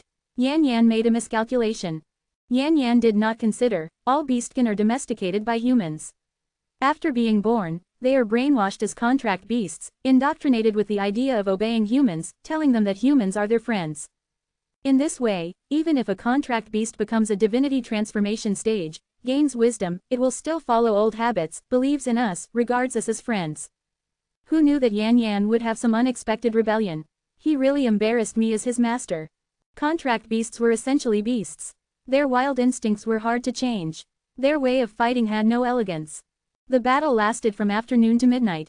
Among the body integration realm it was hard to decide on a victor, and Yan Yan was overly powerful, despite being slightly disadvantaged against 8 contract beasts. However, the outcome was inevitable, this was a dead-end game, Yan Yan wouldn't survive. I am doomed to a sleepless night. Spirit Stream Year 4281, February 6, weather unknown. Why would Yan Yan break through to the Transcendence Tribulation stage in the midst of battle? If the contract between us were still in place, doesn't it mean I could have also become a Transcendence Tribulation stage practitioner, or even ascend to immortality? Yan Yan, you knew that you would break through to the Transcendence Tribulation stage, so you intentionally severed the master-servant contract, right? Now is not the time for such talk, escaping is what's crucial. Yan Yan's gone crazy, he hates obedient beastkin and hates humans. He massacres indiscriminately. The Supreme Leader is dead, 8 contract beasts of the body integration stage are dead, their masters fled in different directions, and I'm next on Yan Yan's kill list. My father was right, beasts are beasts, and trustworthy. Thankfully, we humans had already built these air raid shelters. The number 93 shelter built by my father is the most concealed and robust. I hope Yan Yan can't find it. Spirit Stream Year 4281, March 15, weather unknown. The number of shelters I could contact was decreasing. I don't know how many have been destroyed by Yan Yan. Many people's close relatives in the shelter died at Yan Yan's hands. I cannot reveal my identity. What a disaster. I wonder how many people Yan Yan have to kill to stop. Can it be that Yan Yan won't stop until he finds me? I'm going insane. How could I have such a thought? Spirit Stream Year 4281, March 29, weather unknown. This shelter was broken through by Yan Yan. Some people resisted, but the sound of gunfire was subsiding. I sensed that Yan Yan is approaching, he's here to find me, he's here to find me. The diary ends here. Zhang Li pieced together the skeletal remains scattered across the room, it belonged to a practitioner of the body integration realm. This was probably the owner of the diary, Xiaodong. Upon finishing the diary, everyone fell silent. No one spoke a word. Despite discovering from the shelter and murals that the previous Lingxi world was incredibly prosperous, it was all built upon human beings enslaving beastkin. Rather than saying the Lingxi world was created by the intelligence of mankind, it would be better to say it was erected from the exploitation of beastkin by mankind. They verbally treated beastkin as friends, acting otherwise, trading them at will, caging them up, signing master-servant contracts, even allowing students to use them freely. They regarded beastkin as a tool for making money, even using them to take the blame. The master's cultivation level was always higher than that of the servant. No matter how strong the beastkin were, the humans were always a bit stronger. In such a scenario, the humans never truly trusted the beastkin, rather they were careful at every step out of fear that they might cause harm. They didn't allow them into schools, built the air raid shelters. All this spoke volumes about the situation. In the end, human beings in the Lingxi world reaped what they had sown, driving Yan Yan into the Transcendence Tribulation stage. Perhaps, just as Xiaodong speculated, Yan Yan didn't wish to exterminate mankind, he just wanted to kill Xiaodong. If Yan Yan exterminated all humans after Xiaodong's death, then where did the current human beings come from? Xiaodong was a reflection of the human race in the Lingxi world. As a child, he treated Zhu Yan as a friend, or rather as a pet named, friend. As he grew older, he slowly began to see Zhu Yan as a tool, and was no longer affectionate. This was due to societal conditioning. Du Yi, it was him again. Zhang Li noted that on the eve of Yan Yan's ordeal, Du Yi came to see Yan Yan. Zhang Li thought that the method of breaking through to the Transcendence Tribulation stage must not be disclosed. Du Yi most likely only advised Yan Yan on how to end the master-servant contract. While the heavenly demons were definitely involved in this matter, it was hard to say how much of a role they had played. Perhaps Du Yi was just the tipping point. According to Long Live Immortal's speculation, the heavenly demons only started attacking various worlds after the path to immortality was cut off. Prior to that, they had nothing to do with the heavenly demons.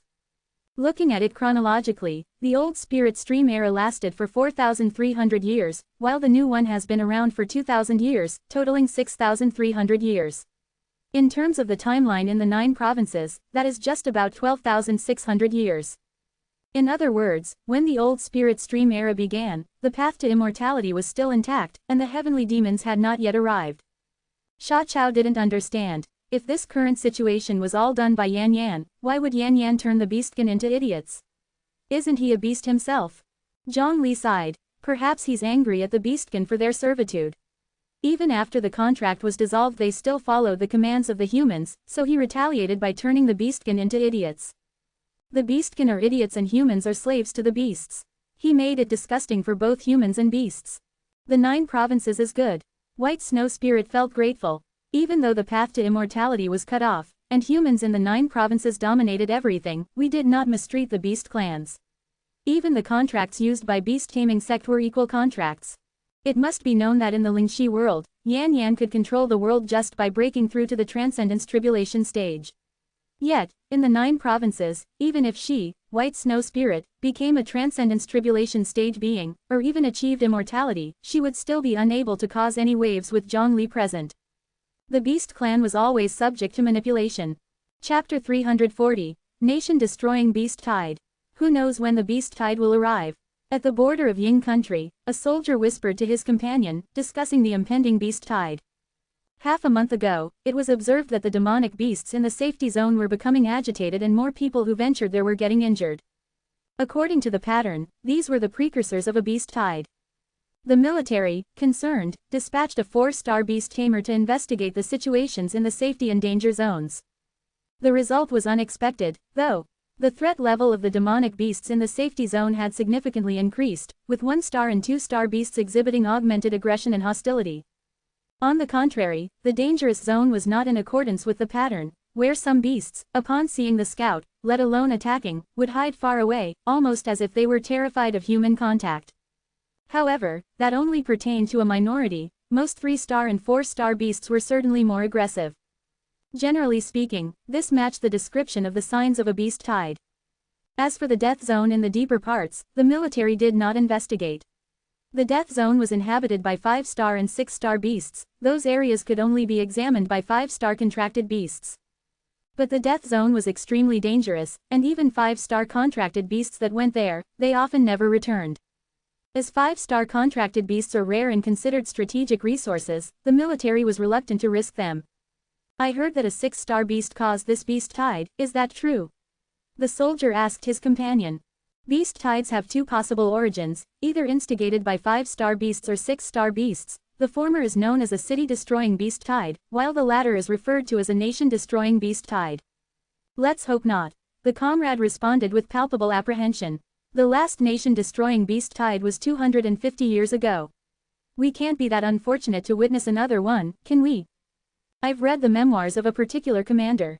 Even when we were fully prepared, we were horrendously defeated, with an entire nation collapsing and billions of people dying. Looking towards the demonic beast forest in the distance, the soldier shuddered. The nation that perished became the current safety zone, occupied by beasts, where you can still dig up remains.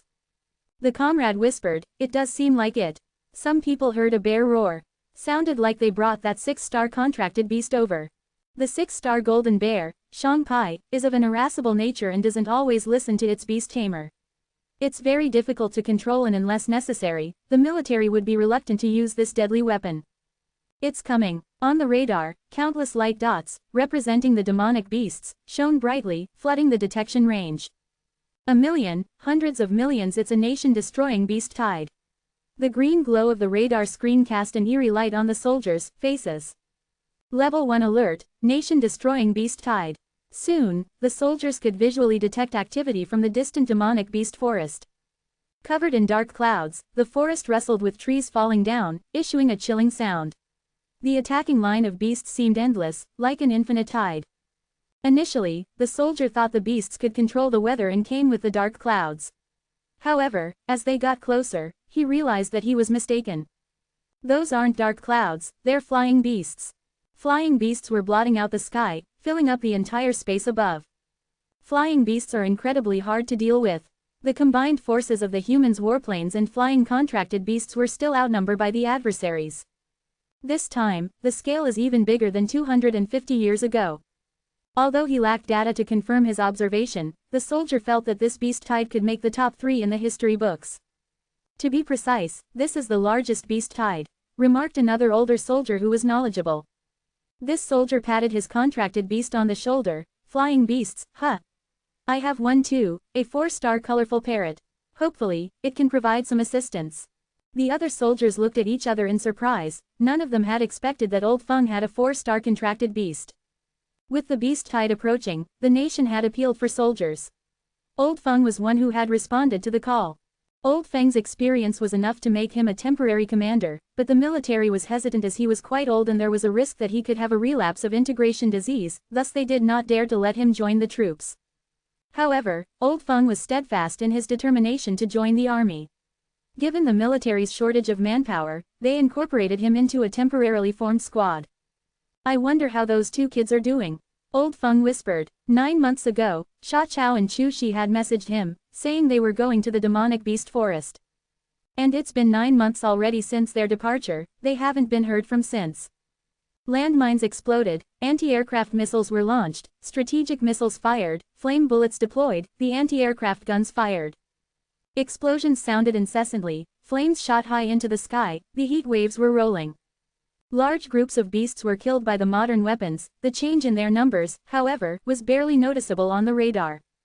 The beasts which fell only accounted for an extremely small fraction of the beast tide. This was a standard tactic used by the military: use modern weapons at the outset and dispatch contracted beasts subsequently, alternating between the two strategies. However, there was a slight difference this time. "Roar! Get back quickly!" Shang Pai roared and took to the air, ignoring the beast tamer's urgent calls to return. The golden bear flew from the backlines towards the beast tide, wreaking havoc in all directions. With one fierce stomp, cracks split the ground and molten lava spewed out. The frontline beasts, consisting of no more than 1-star and 2-star monsters, stood no chance against the 6-star Shang Pai. Everyone was taken aback. The deployment was disrupted when Shang Pai, intended to be the last resort, went on the offense. Crucially, he was a 6-star contracted beast, a being capable of causing utter destruction. Everyone retreat. Upon Shang Pai's engagement, the military's grand plan became futile. Not a single weapon could come into play. Furthermore, the aftermath of Shang Pai's attack could possibly reach the humans' base. Not retreating would be equivalent to a suicide mission. Oink, oink. A ludicrous pig squealing sound echoed from the back of the beast tide, yet no one found it amusing. A gigantic wild pig, the size of a mountain, flew out from the backline of the beast tide and engaged Shang Pai. A 6-star beast, the star-shattering wild pig. Their interaction was equivalent to 2 practitioners at the body integration realm battling against each other. The aftermath of their collision destroyed the front-line beasts entirely, while the border defense line was shattered due to the shock waves emanating from their clash. Calls of a bull and a deer were heard on both sides. The human 6-star water buffalo also flew out from the back and arrived at the front line. On the beast side, the 6-star white deer, unwilling to be outdone, confronted the enemy. The formidable forces of humans and beasts all appeared on the front line and broke into a battle that was powerful enough to shake the heavens and earth. Both parties, finding the ground battle insufficiently challenging, ascended to the skies to combat in the clouds. This was the largest scale battle recorded in history. Mountains and rivers were mere weapons at their disposal. Shang Pai picked up a huge mountain and hurled it at the giant wild pig, only for it to be shattered by the pig's snout. The white deer commanded a great river, turning it into a long whip to strike at the water buffalo. Bracing his hind legs and rearing up on his forelegs, the water buffalo pinned the enormous river under his hoofs. Those standing below watched mountains shift between clouds and rivers suspended in thin air, declaring it a spectacle of a lifetime. However, it was also an immensely destructive sight. While they were engrossed in the fierce battle, a tremendous thunder was heard from far away, followed by a torrential downpour. It seemed like the entire world was enshrouded in the heavy rain. Even the river, suspended in the air under the control of the white deer, transformed into clouds, ascending to the higher skies only to descend as rain once more, soaking the earth. An unfamiliar sound emanated from the horizon, forcing both parties to cease their altercation temporarily. They detected a hint of a menacing presence from the foreign sound. The people had never heard this authoritative and dominant sound before. If there were any people from the Kyushu region present, they would inform everyone that this was the Song of the Dragon.